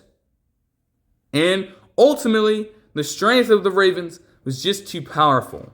They would win out in a pretty awesome way, to say the least, because you would have, even with the Ohio State man sacking Lamar Jackson and Michael Hall Jr. on the first play of this possession here, they'd ultimately barrel down the field and get themselves a field goal to tie up the ball game. Then at a crucial point, Lamar Jackson had one of those sideline conversations with John Harbaugh. He asked him if he wanted to go for it. I assume he says something like, yeah. And they went for it. So they went with a high percentage play that they typically operate in this situation. All right? You have Mark Andrews lining up under center to QB sneak it, typically. Little pseudo tush push for them. Seahawks do the same thing with A.J. Barner, and it's had a tremendous amount of success. And we know how often the Eagles go to it, regardless of how many people want to bitch and complain about getting rid of the play. And we'll get to that game in a second, because they actually started to turn around a little bit. They mentioned a few things that they were going to do in terms of officiating the play, and they actually might have gotten it to come to fruition. Never mind. As far as this play goes, the Ravens would get a little cheesy with it. They could have done the toxic thing and have him go right up the gut. No, instead, this is definitely Monken's call here. I could smell it from a mile away. He gets the ball snapped to him, and the motherfucker reverses course in the backfield, shifts out to the right side of the line. Because at that point, you're typically going to have all of your linemen, the offensive linemen, the defensive linemen, trying to converge together and create a way for the runner to get through and create enough of a wall, a high enough wall, to stop said runner. All the attention's going on in there, and this motherfucker, Mark Andrews, as slow as he typically is, has all the green grass out in front of him. 35-yard rushing touchdown to go out there and win the game for the Ravens. Now, it didn't come without a little bit of intrigue from the Browns. I mean, one of Sanders' passes would see him get one over to Harold Fannin Jr., and then, man, he uncorked a fucking heave deep to Isaiah Bond. And he just barely missed him by a few yards. All right. That was as close as they would get, though. No fly zone in this motherfucker. And the Ravens, they were just so lucky that they were facing off against the Browns. But they did manage to keep their winning streak going, and they would win this 23-16. Now, I, again, am not necessarily that worried about the overall performance in terms of passing. Like, this is not something that will be repeated by Lamar Jackson ever again, as long as the offensive line does its job. But I am going to say that if you are struggling like this against the Browns right now, and if I look at it, because let's investigate here. Now, it's going to be a while before they play them. But in more than a month, they face off against the Patriots. I'm supposed to believe that a team with arguably a stronger defense and better overall offense won't at least give the Ravens a much greater run for their money in that game once it comes around. I don't care if they have to go to M&T Bank Stadium and play them. But I'm told they'll blow them out the water. Okay. Sure thing.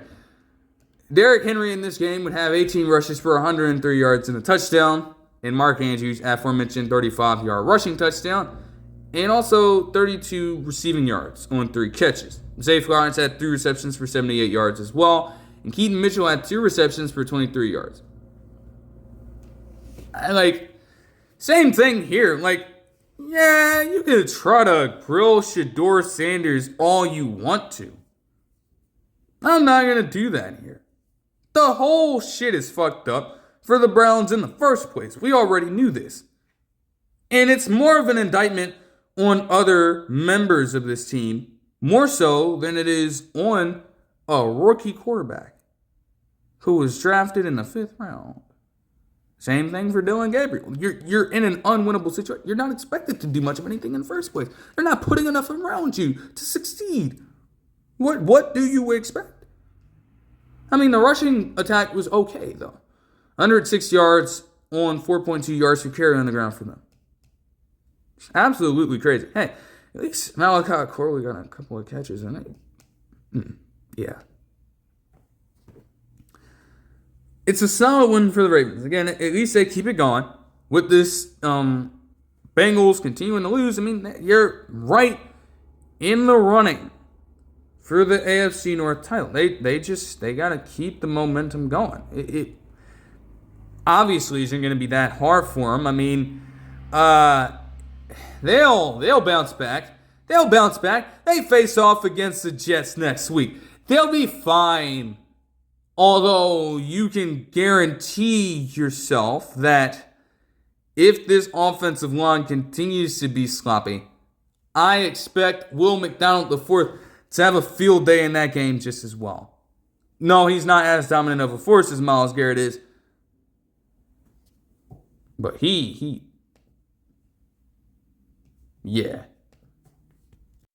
Moving into bonus coverage action between the Broncos and the Chiefs, and I essentially got booted in towards the tail end as the Broncos would actually get the ball following a stop that they put on that Chiefs offense to give themselves the ball back and potentially seal the deal if they manage the game right.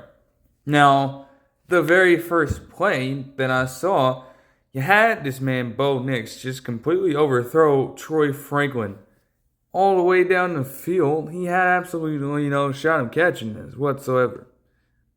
He would instantly redeem himself. When you put enough faith in Courtland Sutton, more often than not, he's going to come through for you. And he did. Time and time again on this possession. Ultimately, they got into a situation where they were able to force KC to use their timeouts throughout this period of time. The fact that Troy Franklin later on in this drive would proceed to cook the living shit out of Jalen Watson down the field and torch him for a 32-yard gain is just crazy to see. Watson would normally do well in these situations. I don't even know how this ended up happening. But even with all that going down, they were forced to use their last timeout, Kansas City. And from there, the Broncos simply had to line up in victory formation, take it all the way down to the final seconds. And the Broncos would get themselves a 22-19 victory against this KC team, making them 5-5 through 10 games, which is actually their worst mark through 10 games since 2015. They are also, since they've had information about the playoff picture, they would be out of the playoffs entirely.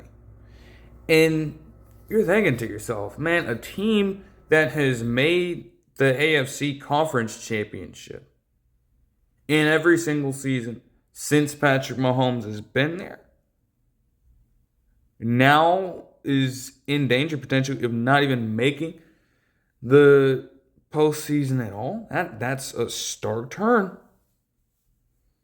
The Chiefs for a second there, they had turned it around, but could the full weight of this thing be catching up with them entirely.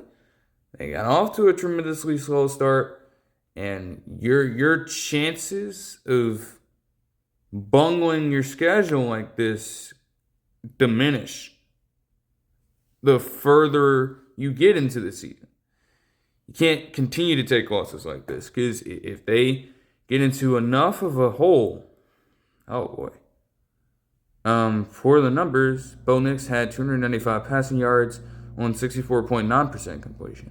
Meanwhile, with J.K. Dobbins now out for the season, as a development was referring to, per Adam Schefter, you were going to have to rely on other bodies here. They combined for a total of 59 rushing yards on 21 carries. Not the best day at the office for them. Troy Franklin had 4 receptions for 84 yards in this game. Pat Bryant, the second, had 5 receptions for 82 yards. And Cortland Sutton had 4 receptions for 59 yards. Luckily for this Broncos team, they didn't really need their rushing attack at all. They limited the Chiefs so much. Patrick Mahomes had 276 passing yards, a touchdown, and an interception on 64.4% completion, and threw the ball 45 times in this game. Insane work to just produce 19 points. Kareem Hunt had 59 rushing yards on 13 carries and a score. Travis Kelce, in the midst of all this, would actually make some history. 9 receptions for 91 yards, and his Chiefs record, 84th touchdown. Finally breaking the tie with Priest Holmes and cementing himself, if he wasn't already recognized as a Chiefs legend. I mean, that just adds even more to the resume. So, even though it's been a little sluggish for the team, he can say that he has now reached a pinnacle of success in that organization. So that's definitely respectable. Taquan Thornton had a 61-yard catch. Marquise Brown had 4 receptions for 40 yards, and Rashee Rice had 6 receptions for 38 yards in this game. All right, moving on to the Eagles and the Lions on Sunday Night Football. And I'm not going to lie to you, I believed when this game was shown and promoted, I thought that we were going to be in for a show. And, you know, you have a blend of dynamic offenses in when they want to be, when they're at full strength, pretty good to great defenses on both teams here. So, anything could have ended up going down in this game. But it was sure to be somewhat captivating.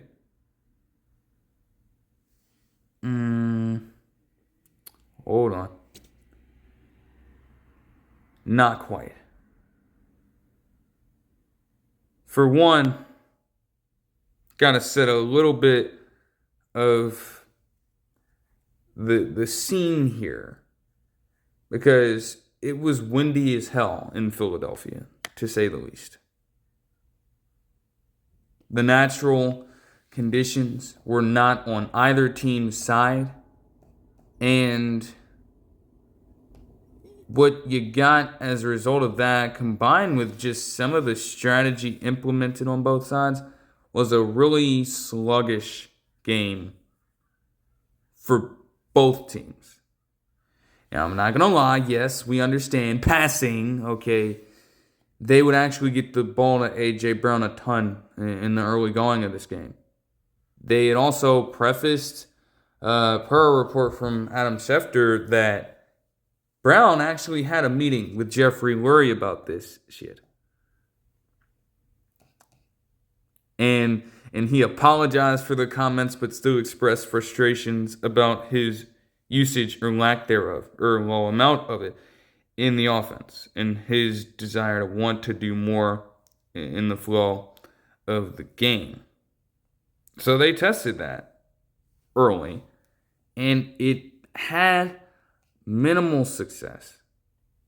Like, yeah, he caught a good percentage of his targets. And I'm surprised, honestly, with the way that you had Lions corners matching up on these guys. I'm kind of shocked they didn't take more advantage of it. But again, you recognize when you're in a bit of a windy situation, relying so heavily on the pass just allows the ball to travel all over the place. But still, it wasn't enough of an excuse to completely stray away from it. And you would just get a lot of again, seemingly quick drives, I would say. Because it's not that they were getting a lot of explosive opportunities too early on, but they literally could not do anything at all. And I mean, when you look at the Lions here, you have to credit guys like Jack Campbell for getting this job done, ensuring that when it came to the rushing attack, which they try to be implementing anyways, for a good portion, they kept it somewhat contained. They stuck like glue to wide receivers for a good amount of time. And it left them restricted in trying to think outside of the box and make anything happen. They were not going to do that.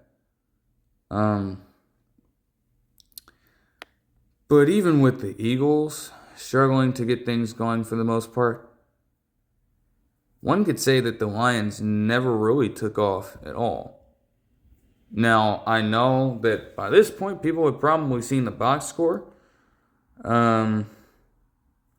It was, by all accounts, eye test, numbers, metrics, terrible game for Jared Goff. Understood. But there is so much more than that went into it. When you look back at what you saw and when you look back at how everything transpired. I mean, I could not tell you the amount of times that balls got batted down by defensive linemen. And one of those situations would happen very early, to say the least, man. I mean, you know, you had Jordan Davis literally affect the throw so much so that it gets up in the air and over to Cooper DeJean for this interception right here.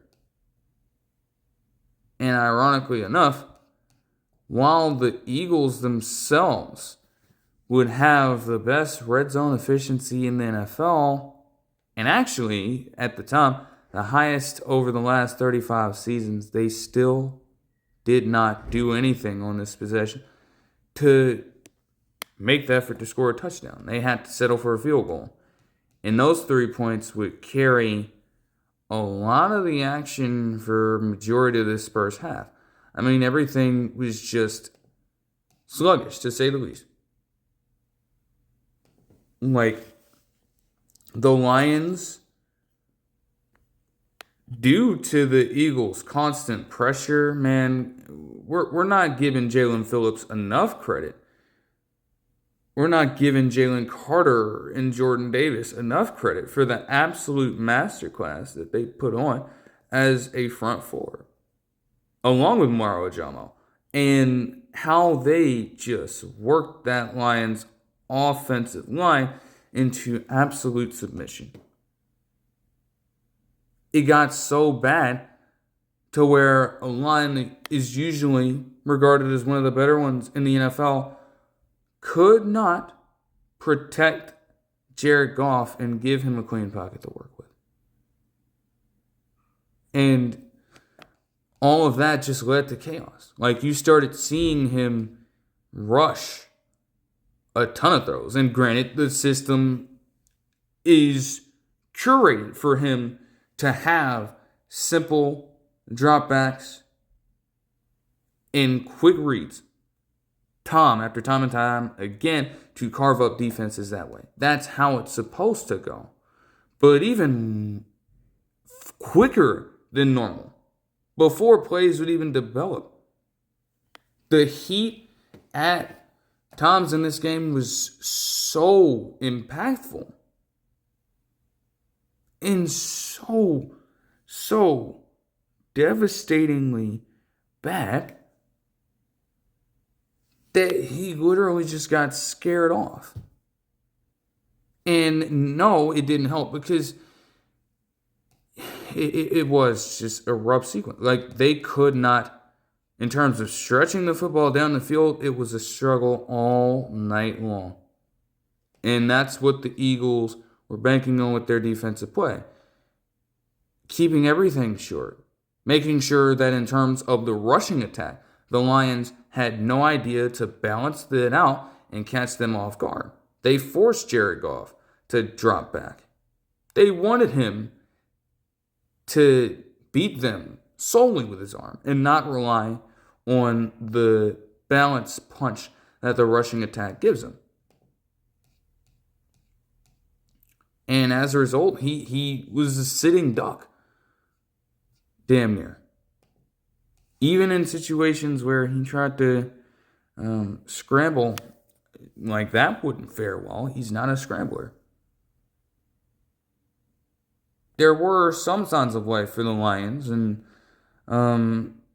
they would get a few good plays to Jamison Williams, from a jet sweep to a later, eventually 40-yard touchdown grab for the man, as he would literally get a post play over the middle and just get after it, get under the throw, and run right over to the end zone for the score.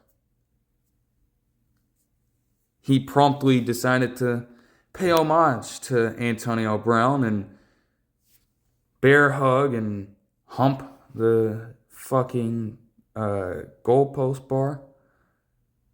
They penalized him for that, and they would subsequently miss that field goal. But even with all that being said, it wasn't even just that. That was the worst thing for the Lions in this game. Because we can talk about how many times Jared Goff just absolutely got wrecked. It happened way too many times to count.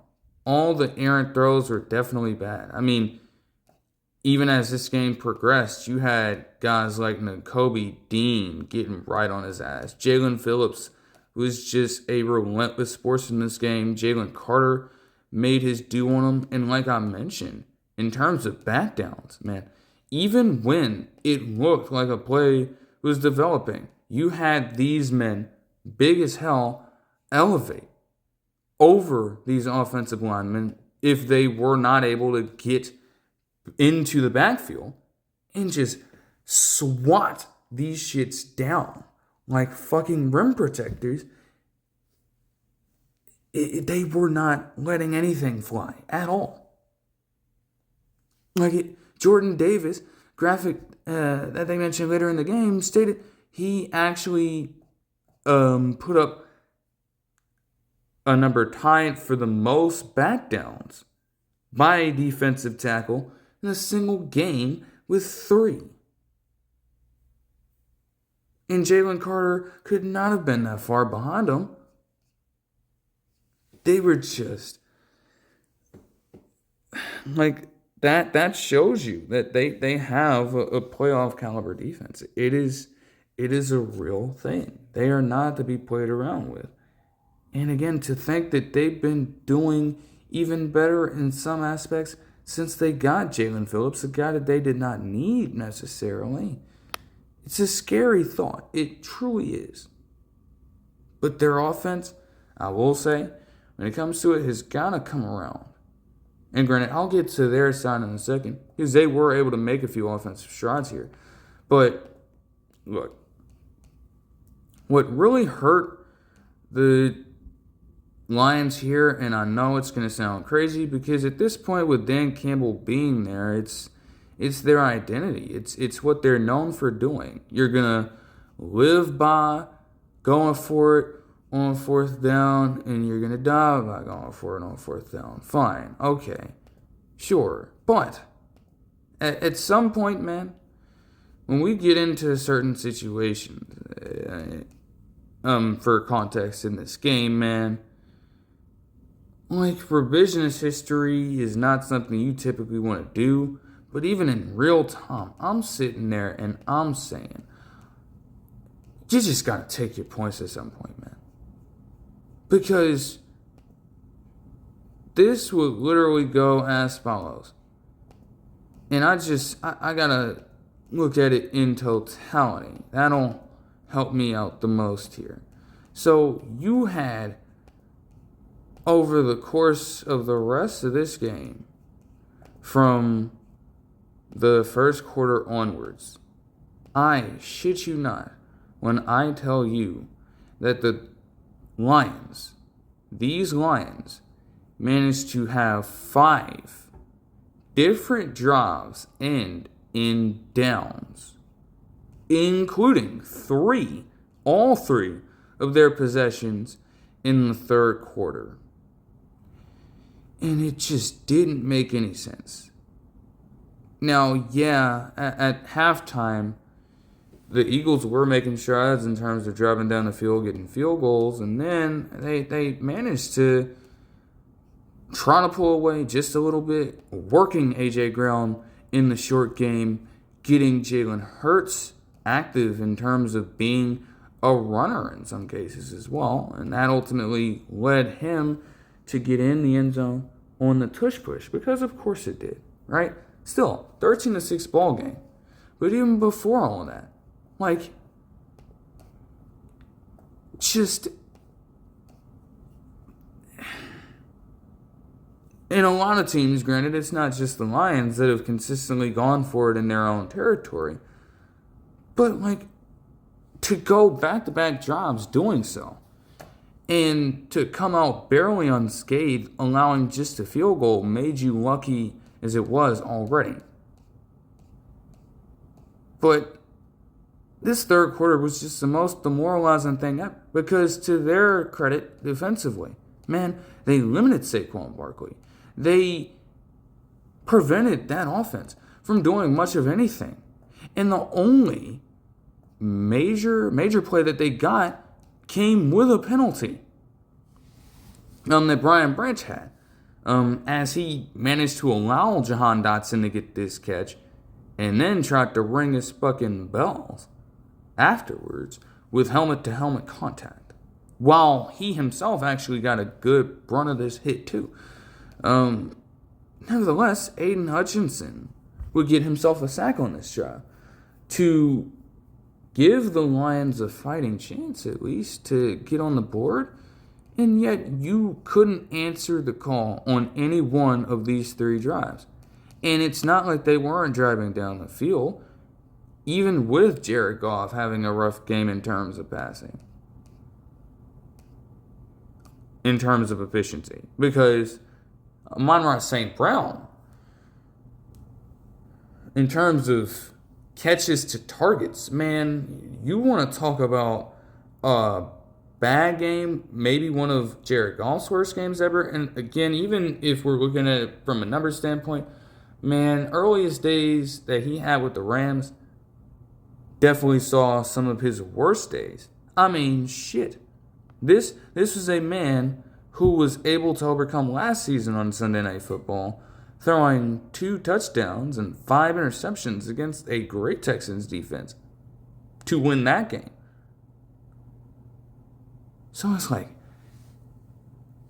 to get him to go out like this, man, craziness.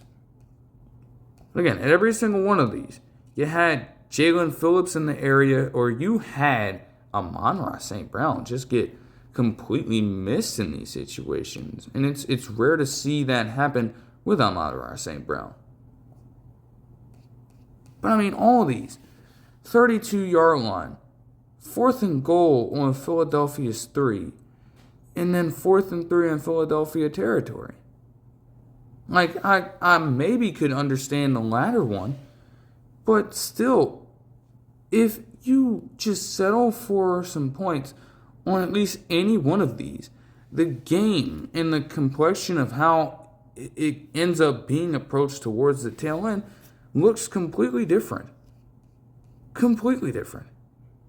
I mean, the Eagles weren't necessarily running away with it. They did have a long drive here afterwards. Because, I mean, to their credit, they figure, hey, if you force their will here and you keep them on the defensive, trying to wind down this clock a little bit, your defense had been doing a great enough job on them to where it doesn't even matter. I mean, for a while, the Lions hadn't even converted a third down. And even then, their efficiency on those downs was still terrible. Not to mention all the fourth down misses they had to this point. You had them locked up. If you get a touchdown here and take enough time off, maybe you get yourself a win. Fine, right? No, they only moved 25 yards down the field. And they were forced to settle for a field goal from Jake Elliott. But the Lions just did not have an answer between a flurry of incomplete passes. And to think they damn near got bailed out with Xavier Gibson, of all people, muffing the fucking punt. But that's a different story. The defenses were tremendous in this game on both sides.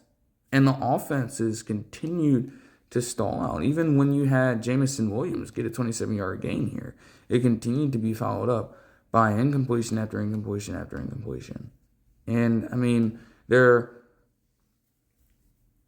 best action in terms of the passing game, you have Williams getting it done, but, man, how about Jahmyr Gibbs out of the backfield, having himself a career-high night in terms of receiving yards out of the backfield, doing what he does best out in space, and trying to give the Lions life.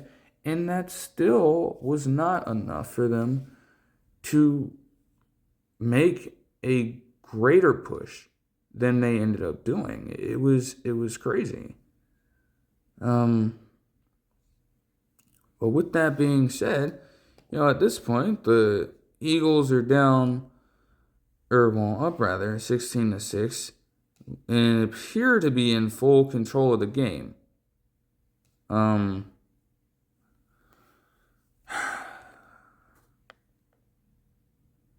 Man, if they didn't contain the Lions so well in this one, this would have been yet another week, and it still ended up being somewhat yet another week where a Nick Sirianni decision nearly led to something incredibly crazy happening. I mean, he'd honestly been out coaching Dan Campbell due to the amount of craziness that Dan Campbell was doing. Again, that's just his identity. That's his nature. He's not going to stop going for it on fourth downs. And we're going to call him a madman when he dials up those plays and it works. But this would be a game, even if he's hard-boiled and unwilling to really change that identity at all. That's more power to him. But he would most certainly want to have at least one of those possessions back in this one. But he'd been doing it out with him. He had the advantage. And Nick Sirianni, for whatever reason, decided to be the one to be a beacon of hope for the Lions. Yeah, you're running the football. You're running down some Tom. Why did he feel a need to call a timeout himself and then dial up a tush push in his own territory when you were much better off trusting a defense that had come through for you time and time and time again while preventing them from being in scoring position immediately? And that's exactly what happened. Luckily for them, Nakobe Dean and Cooper DeJean in the fucking slot were money in terms of getting on their assignments and wreaking havoc on the back end and up front. And Jake Bates, when all was said and done, still had to settle for a 54-yard field goal. The Eagles got very close to selling everything as well. They truly did. They were backed up on a 3rd and long after a false start penalty on this ensuing drive. I'm not going to go as crazy as many other people have already gone on this particular pass interference call on Rock Ya-Sin while he was guarding A.J. Brown. But I will say that it was absolutely ticky-tack. Like, you can kind of see why they'd make the call, but at the same time, A.J. Brown himself still had a chance at catching it. He wasn't restricting his movement at all. They were both hand fighting with each other. And A.J. Brown, when you look at it, when you continue to break it down, you get the sense that he pushed off far more than Rock Ya-Sin ever did on this play to create the separation to go for the ball in the first place. So I don't know how that ended up being a DPI. But when it came down to it, the Eagles would still be able to close out the game from there, and they would win 16-9 on Sunday Night Football. Definitely a weirder watch. I guess you could say there was some intrigue from that aspect. Just, I don't think anyone could have seen that coming. Like, oh boy. Like, I don't even need to get into the numbers. Like that. I mean, like, you've seen it. You've heard about it. Jared Goff's side right here. Interesting note. Well, let me see. Because, hold on. So if I go back down here, because you get the field goal right here. Yeah, so crazy enough, not all numbers look bad just there. Again, they don't tell the full story. That pocket in between the third and the fourth quarter got Jared Goff so discombobulated to the fact that he ended up going towards the end of the game,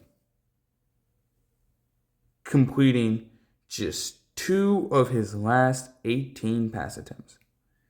And that isn't accounting for how many times he had to just hold on to the ball as he was being sacked with enough force by these backers and edge rushers. It was wild, man. Like, jeez.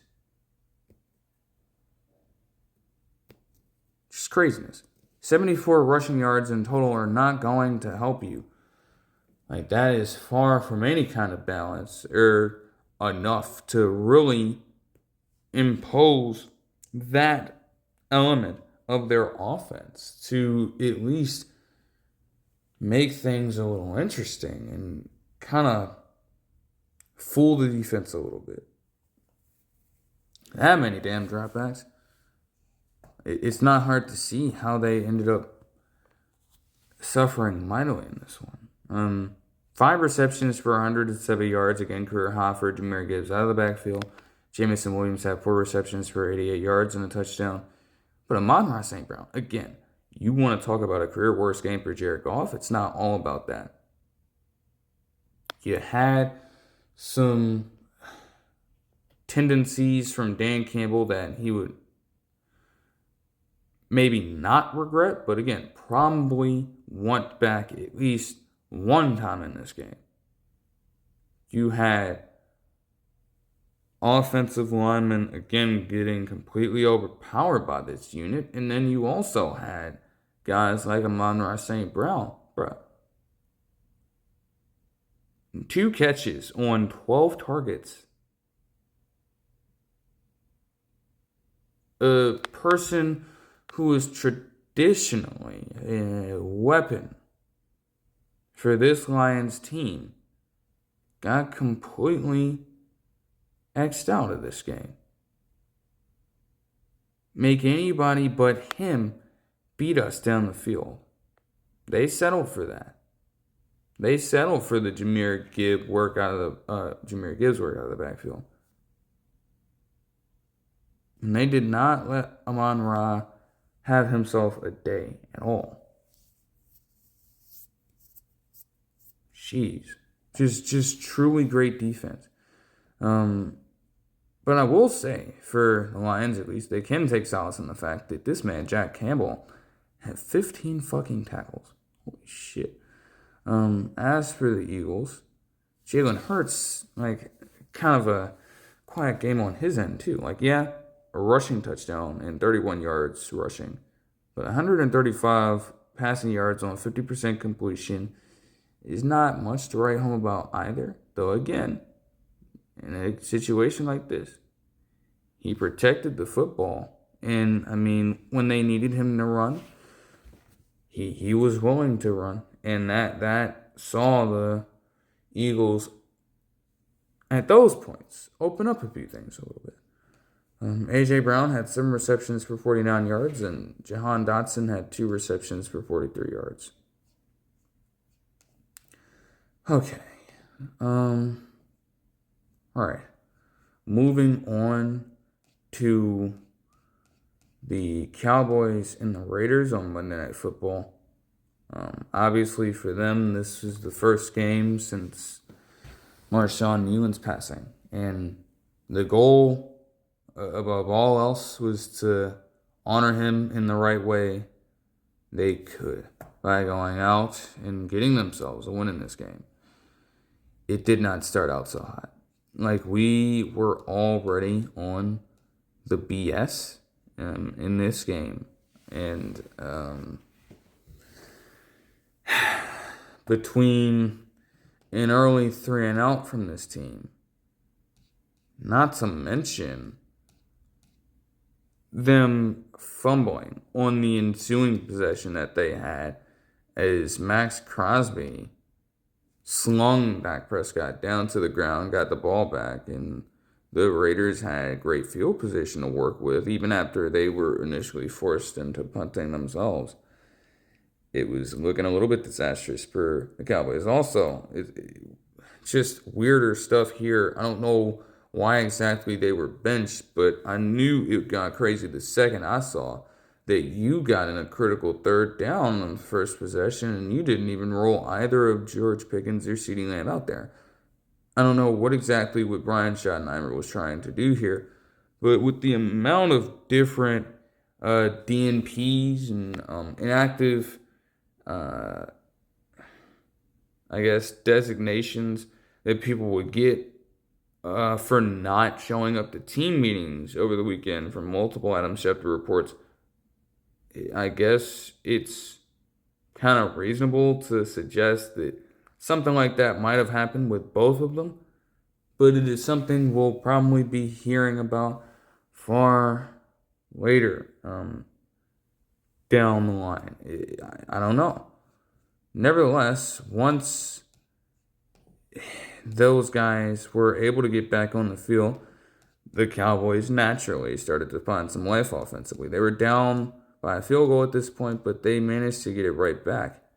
And it took them a while to warm it up. But with the cornerbacks that they were throwing at both George Pickens and CeeDee Lamb in this one, I'm like, there's no way that you have a guy like Hugh Blue Gelly, for example. I don't care if the man had 2 interceptions against Bo Nix in that game.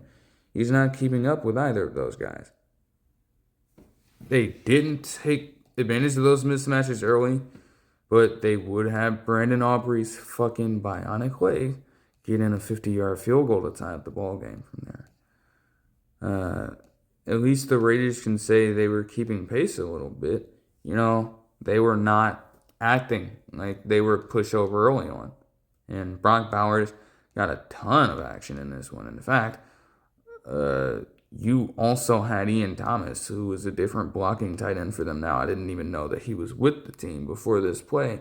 He managed to get himself down the field for a huge gain. But that drive would ultimately be stopped with Deron Bland proving his worth as a corner and picking on Trey Tucker.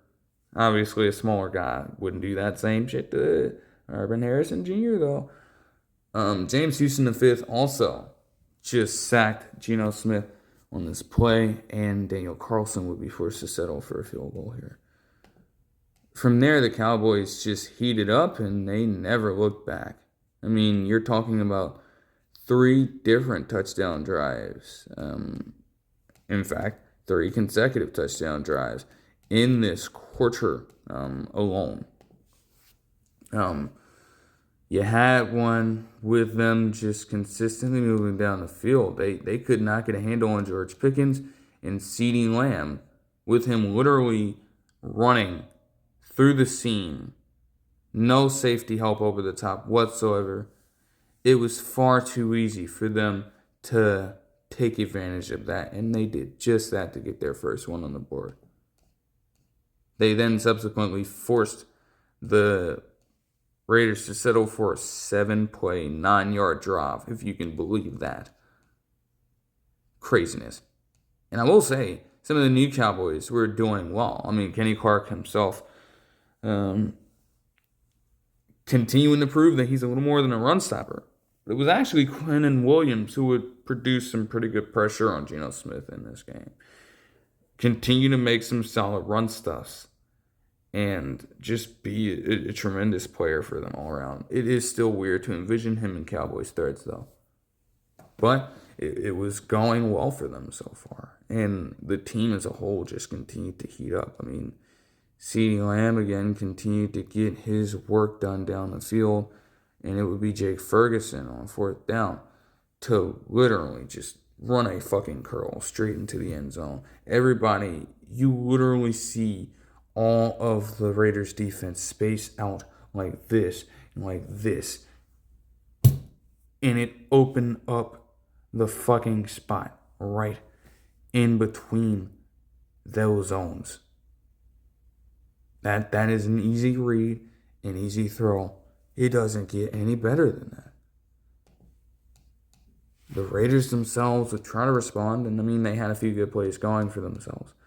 But I did not see that Marquise Bell got this interception here. Nevertheless, once the Cowboys got it back, you just had George Pickens go absolutely crazy on this one. I mean, jeez, man. They went right at Q Kelly on this one, by the way. It was a little shorter. He had to work back to the ball a little bit. But once he got it, man, it was all him the rest of the way. Truly impressive work on his end, continuing a really good season with this team. Even with the Raiders scoring a field goal right here, you knew that they stood no chance as they were down 24-9. And while they would open up the third quarter with the ball, they were essentially forced to punt immediately. And with that, I mean, the Cowboys just, they churned the clock down completely as George Pickens continued to make his presence felt. Even Malik Davis, of all people, got a few solid carries on this drive. But ultimately, after 7 minutes, it would be Ryan Flournoy of all receivers to catch a touchdown and give them a 31-9 lead. Everything else was essentially garbage time. I mean, yes, Trey Tucker did get on the board with a score. But you also had the Cowboys repeatedly bottle up this run game for the Raiders. And I think that this graphic and this play put it best for them. Because with that, the Cowboys would win 33-16, and I'll get into the numbers and make my additional points in a second. But you gotta understand this. They mentioned via Next Gen Stats on the broadcast that this man, Ashton Genty, had been averaging the lowest yards before contact on any run. Averaging the lowest yards per contact after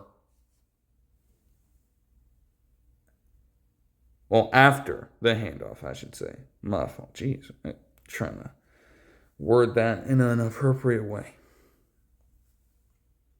Essentially, 1.4 yards would be all the room that he would be afforded in terms of space before he was completely surrounded by fucking defensive linemen. And I'm like, okay, seeing that, we know that this Raiders offensive line in terms of their run blocking is already bad anyway. That really just put it into a different perspective. And niggas really expect him to succeed with that, but we'll still have people, again, dumbass people, just trying to jump to conclusions so soon, instantly say that he's a bust. How the hell is any running back supposed to produce in that situation? And yeah, again, I'm definitely a person that said that their rushing attack last year, the actual running backs had to go entirely. But at what point? Because Ashton Genty, compared to those guys last season, truly has the talent to be great. And you are already putting him in such a vulnerable situation because you refuse to build up your offensive line. That's absolute bullshit. Like, he literally averaged 1.2 yards in this game per carry in one such play. Literally ended in him being surrounded by a sea of Cowboys defenders, getting just completely bear hugged by Ejiraku, the fellow rookie, and others for safety. And AJ Cole III got a chance to do something that you rarely see and you will probably never see again, given how the new kickoff rules are. Because you can still declare onside kicks when you are in the fourth quarter and trailing. But at this point, the Raiders had already gotten a safety, right? Tell me why they roll out this man, AJ Cole III, to boot the ball as high as he possibly could in the air for a fucking onside safety punt attempt.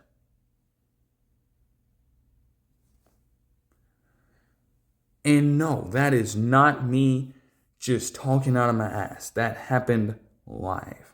They will not show that on the highlight because that is not a highlight. But if you saw it in real time, you saw it in real time. And that's something that they truly can never take away from AJ Cole III, is that he went out there and he did that. Yes, he did.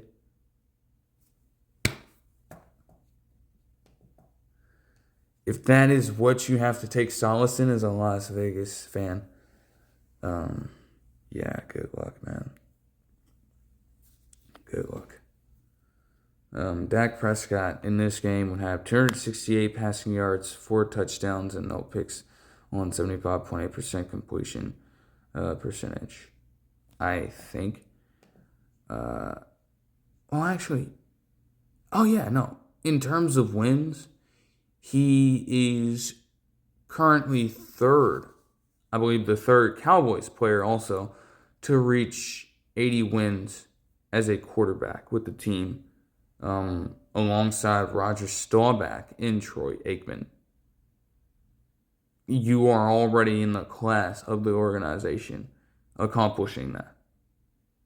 Like, it legitimately does not get any better for them in terms of quarterback play all time.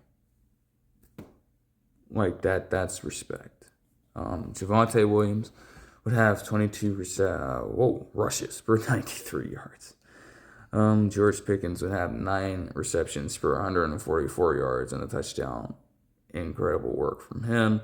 CeeDee Lamb had 5 receptions for 66 yards and a touchdown as well.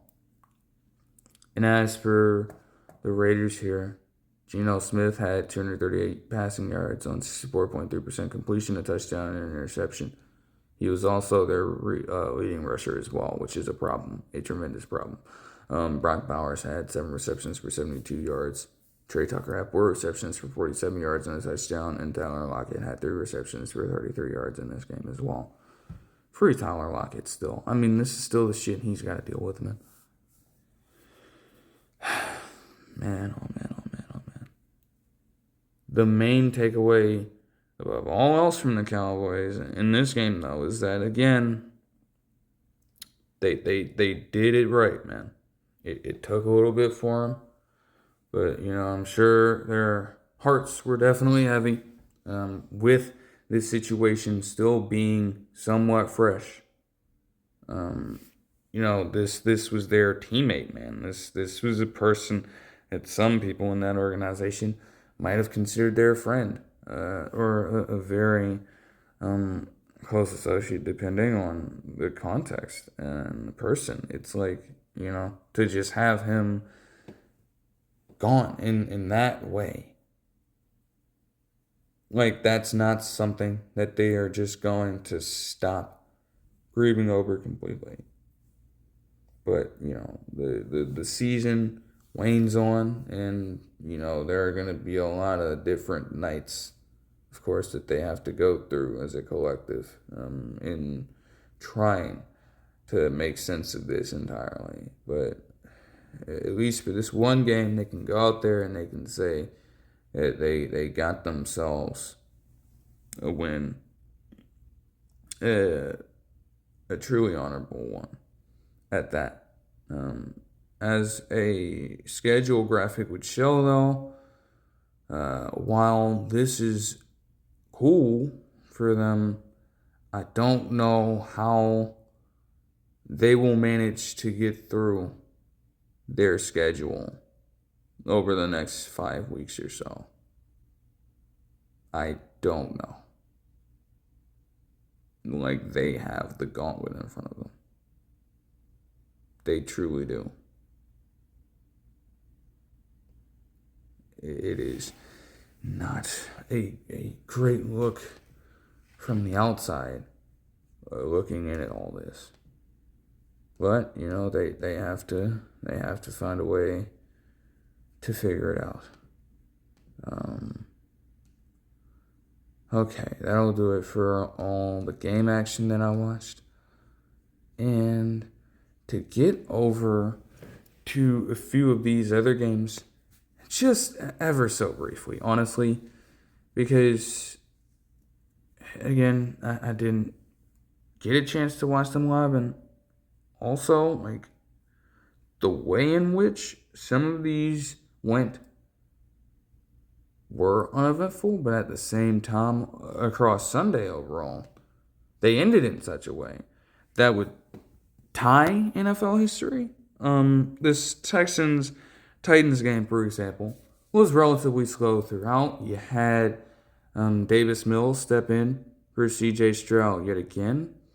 And it went about as you would expect, with the Titans managing to stay in this game. Now, granted, this was no different from, what happened in the first matchup, where it took fucking 20 points in the second half for the Texans to go and win the game.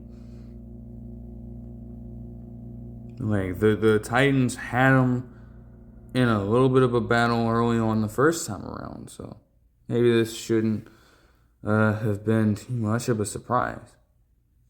But even through all the randomness in this one, when the Titans absolutely had to have it, you got to give credit to Cam Ward for being able to pull off a 4-yard touchdown pass to Van Jefferson on what would be an 11-play, 95-yard drive in just a matter of 3 minutes.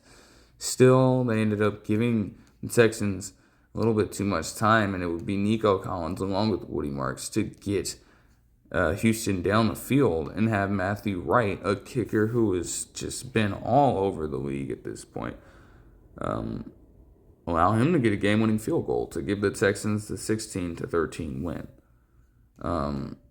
For some of the numbers, Davis Mills would have 274 passing yards and a touchdown on 63.4% completion, and Nico Collins would have 9 receptions for 92 yards and a touchdown, while Jaden Higgins would have 4 receptions for 55 yards. Dalton Schultz would have 6 receptions for 51, and Xavier Hutchinson would have 3 receptions for 42. As for the Titans, Cam Ward had 194 yards passing on 64.9% completion and a touchdown, while also leading the way with 33 rushing yards, which is also a problem considering that the actual running backs combined for 14 rushes and 25. Bullshit. And again, while Cam Ward himself, might not have had the best rookie season to this point, again, when you are trying to establish something new here and get your new guy in a rhythm, you expect this to happen when he does not have a competent enough rushing attack to at least take the fucking burden off just a little bit. And what would hurt even worse is that while Chigozie Okonkwo would have 3 receptions for 56 yards and Tajay Spears would have 5 receptions for 31 yards out of the backfield, Calvin Ridley would be limited because he is now actually out for the season with an injury, per Adam Schefter, and I saw earlier.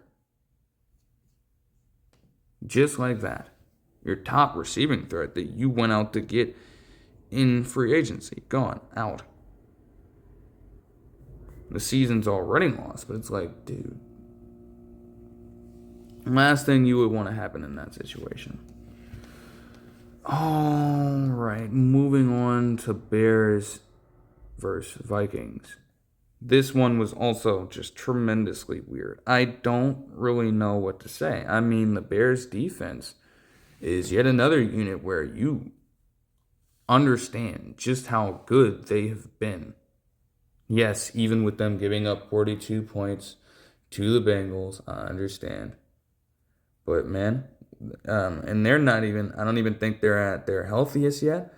I'm not exactly sure if Kyler Gordon's even back with this team. So even with a few weaker cornerbacks out there, they've been managing to put on this effort as a defense. And you made life a living hell for the Vikings out there. You forced multiple turnovers on them, and you were actually able to make something out of a few of these possessions here. But they couldn't do it fully. And when you look at it, they just stalled out on several drives here. They actually missed the field goal earlier in the quarter as the Vikings were trying to get some last gas of life going. It would actually be the Vikings to take a brief 17-16 lead towards the tail end as Jordan Addison would get a 15-yard receiving touchdown to take a 1-point lead. But with Devin Duvernay managing to activate some of those returning powers, he would get the Bears in great enough position to where they simply had to just run the ball, get inside 50 yards, and then trust Cairo Santos, who would make the 48-yard field goal. Another game decided by one score and a final play. In this one, oh boy. Neither quarterback did tremendously great. Yes, Caleb Williams didn't turn the ball over, but he only completed 50% of his passes. And so did J.J. McCarthy while turning the ball over. But throwing a touchdown. There's just no real way to dance around that. Both teams rushed decently and were spurred by efforts from DeAndre Swift, and also Aaron Jones Sr. and Jordan Mason, respectively, in this game. Justin Jefferson had 5 receptions for 61 yards, but that still wasn't enough. And there were some plays, man, where J.J. McCarthy had Justin Jefferson going through it, bruh. But it was a matter of growing pains the whole way. You know, like, there were going to be a lot of rough points in this one. Like, J.J. McCarthy, we already recognize he missed an entire season last year. And, you're putting your faith in him if you're Kevin O'Connell. Trusting him to lead the way, it's not necessarily a bad decision, but you just can't really be surprised at the results right now, if you are a Vikings fan. Okay. This Jags-Chargers game, does Trevor Lawrence just have their number or something? I don't know, because for what it's worth, when you look at least the past couple of times, or at least a few notable times, that they have faced off against each other, this man, Trevor Lawrence, had fucking 4 interceptions in the first half against his team in the wild card and proceeded to come all the way back and win that game. And now you're telling me that in this year, 2025, he managed to take a really good Chargers team and just wipe the floor with them. Now, granted, he himself, by the numbers, didn't really have a great game, but he still led this Jaguars team. Well, I won't say him specifically, but still with him being the face of it. And you lose this game by by a score of 35-6. If you're Los Angeles, what in the absolute fuck happened in this game? Just what happened? They mentioned that Trey Lance would step in for Justin Herbert very late in this game as he got benched. And honestly, I'm shocked that didn't happen sooner if this was the result here. What in the world, man? I was shocked to see this get so out of hand, man. That Greg Roman offense got absolutely locked the fuck up, man. The Jags defense got a great bounce back as well. They legitimately held this team to a combined 135 net yards. 135 net yards of total offense for a Chargers team that had been cooking on that front this season. It hasn't been their only game against an AFC South team where they looked completely inferior to their opponent. Look no further than the Colts game. Just getting absolutely sunned by Jonathan Taylor. But still, to get beaten like this, especially with the late surge that the Jags had, it's boy, goodness gracious, man. Yeah, again, not really the greatest quarterback performances in the world. But the Jags, like a lot of their wins have been this season, came not through Trevor Lawrence completely killing the game. It was their running attack getting the job done. They had a combined 47 touches for 192 yards and 4 total touchdowns, with every single runner, with the exception of Lamont Allen Jr., accounting for at least a rushing touchdown themselves. They were all efficient. They were unrelenting in their pursuit of, again, dominating time of possession and completely making this Chargers defense bend to their will.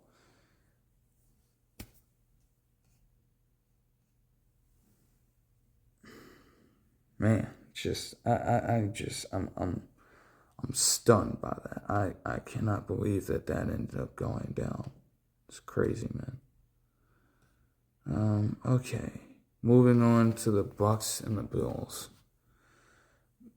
Like this was a much closer game than people will give it credit for. And I will say right now that, I don't want to be one-sided. So I'm going to be fair in approaching this game in this way. Yes, Josh Allen had a tremendous game in this one. I'll start it out there. Okay, fair enough. I mean, yes, the Jekyll and Hyde shit might be creeping back in for this nigga. It might be. But at the same time, he was literally the show for this Buffalo team.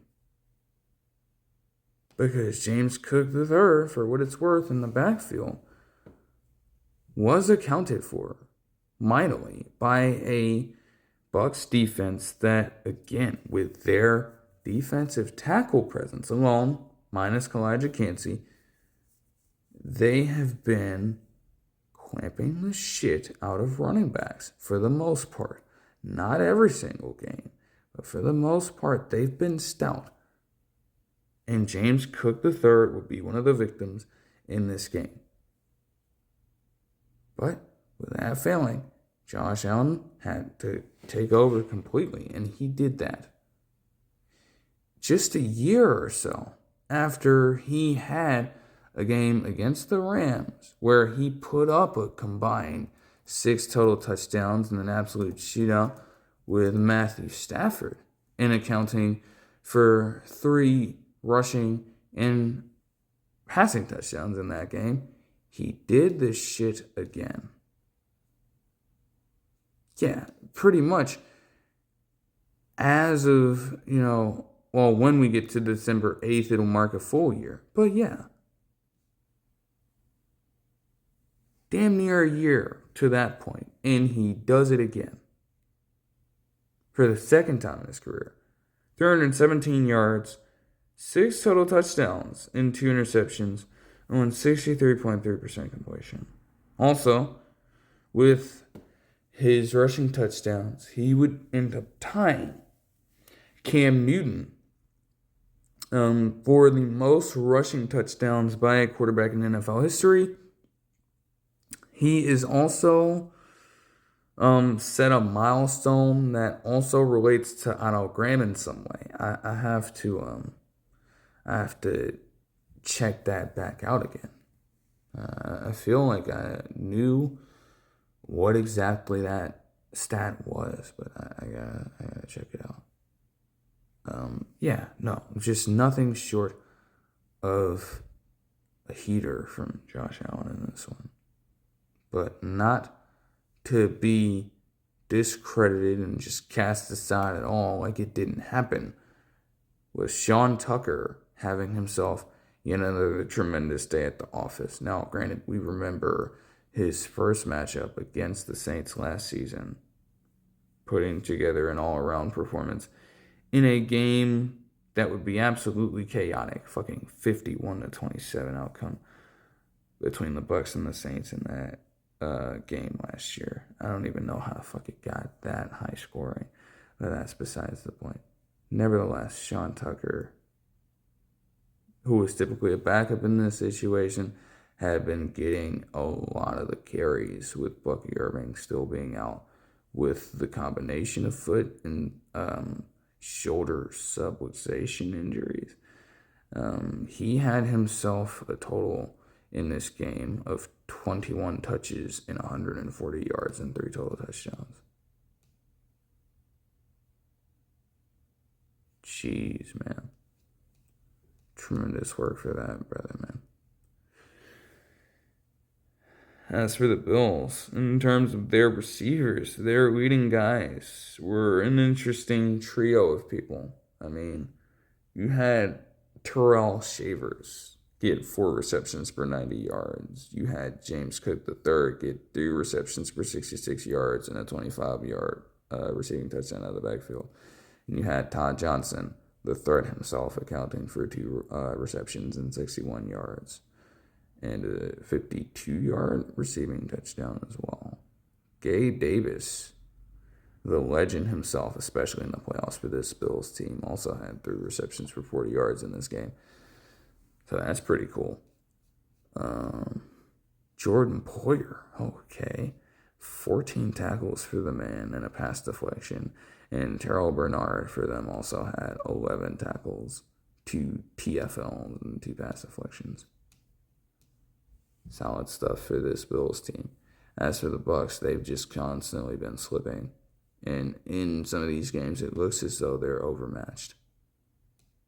Now, they have enough of an advantage in the NFC South to where, well, I'm not going to even say advantage. I mean, with the Panthers, when they legitimately have a winning record, they are slightly behind the Bucs right now. So it's not a complete and total runaway. But, they don't want to keep on slipping up like this. They have a good enough team to compete, especially when they're fully healthy. Isn't Jalen McMillan coming back soon? I gotta keep checking that out. Like, I get the feeling that he should be. I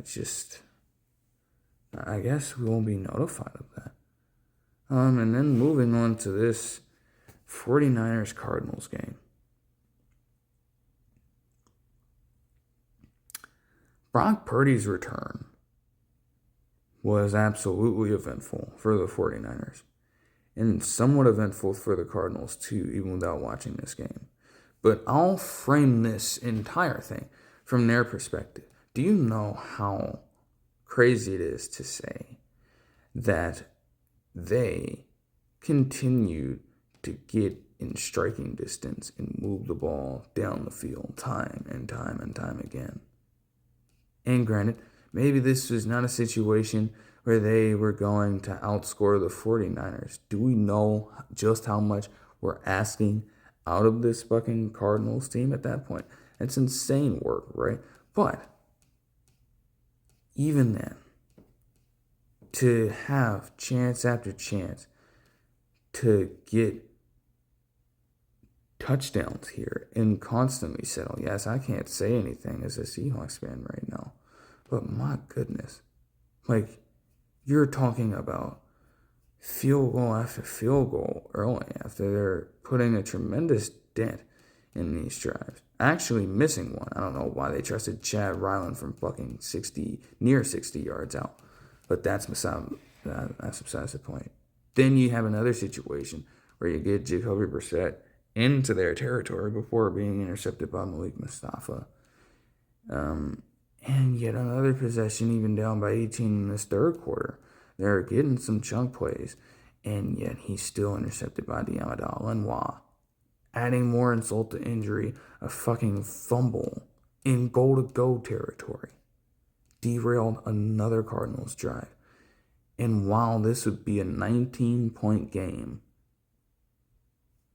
for the 49ers, it was never in doubt. I mean, you had Scott Moore damn near get a fucking kickoff return touchdown on play number 1. And it literally took the 49ers a single yard to have Christian McCaffrey run in for the end zone. But it was that kind of game for San Francisco. And I will say that when you look at this, man, the Cardinals did have it if they only protected the ball. They gotta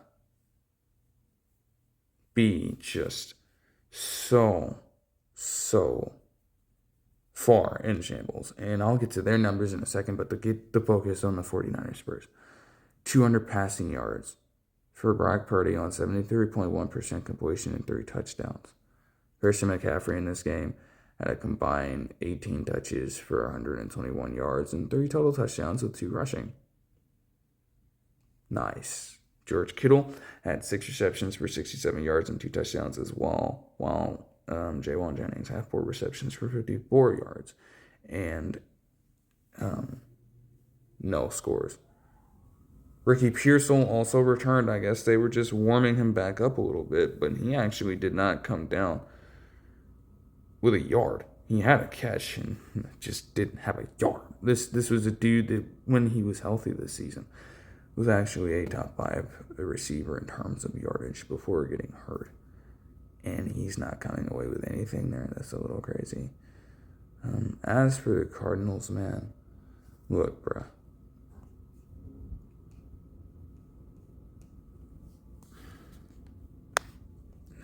To an extent, there was a clip coming out over the past few days or so, saying that, some Seahawks fan had called Jacoby Brissett a knockoff Geno Smith, and he definitely looked intuitively very confused and puzzled at that kind of remark about his skill set. He was damn near offended by it, and maybe this game saw blends of that, but at the same time, for Brissett to have a historically great game in terms of volume and still come out and lose this shit by 19 tells you everything you need to know. He had 2 interceptions, 2 touchdowns, but also completed 82.5% of his passes, but also had 452 passing yards, if you can believe that. And even crazier, completed 47 of his 57 passes, breaking the all-time single-game record for pass completions in a game. And if you can believe that, the previous record was held by Jared Goff and Drew Bledsoe before him. What the fuck? What? And you lose that game by 19, mind you. So how much more was it going to take for Jacoby Brissett to get this team over the top then? If that kind of output is still bringing you tremendously short of a win, like, that is wild. I mean, all up and down this list, you had a number of receivers getting involved. 9 different guys caught a pass. Like, I shit you not when I tell you that for the main couple of guys here, yes, Greg Dortch had 66 receiving yards and got a touchdown catch of his own. But Michael fucking Wilson might have had himself a career day at the office. I'm not going to lie to you. Now, yes, Marvin Harrison Jr. is dealing with appendicitis, and that might play a factor into how much he would be involved in a game. But the man has been in the league since 2023, and looking through this entire thing, man, he's been a solid receiver. But try this on for size. He had never in his NFL career before this game against the 49ers ever had a 100-yard game as a wide receiver.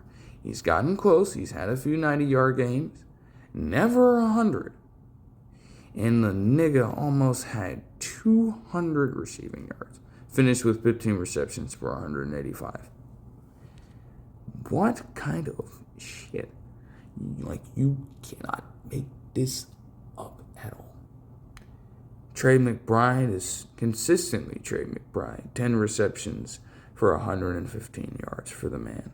Easy work and a touchdown for him. All that doesn't necessarily go to waste, but again, it for what? For what? To still get blown out in boat race by this San Fran team? Like, at that rate, man, at that fucking point, Jeez, dude. Alright. Well, that'll do it for this one. I hope you guys enjoyed the video, and I'll see you guys in the next one. Peace.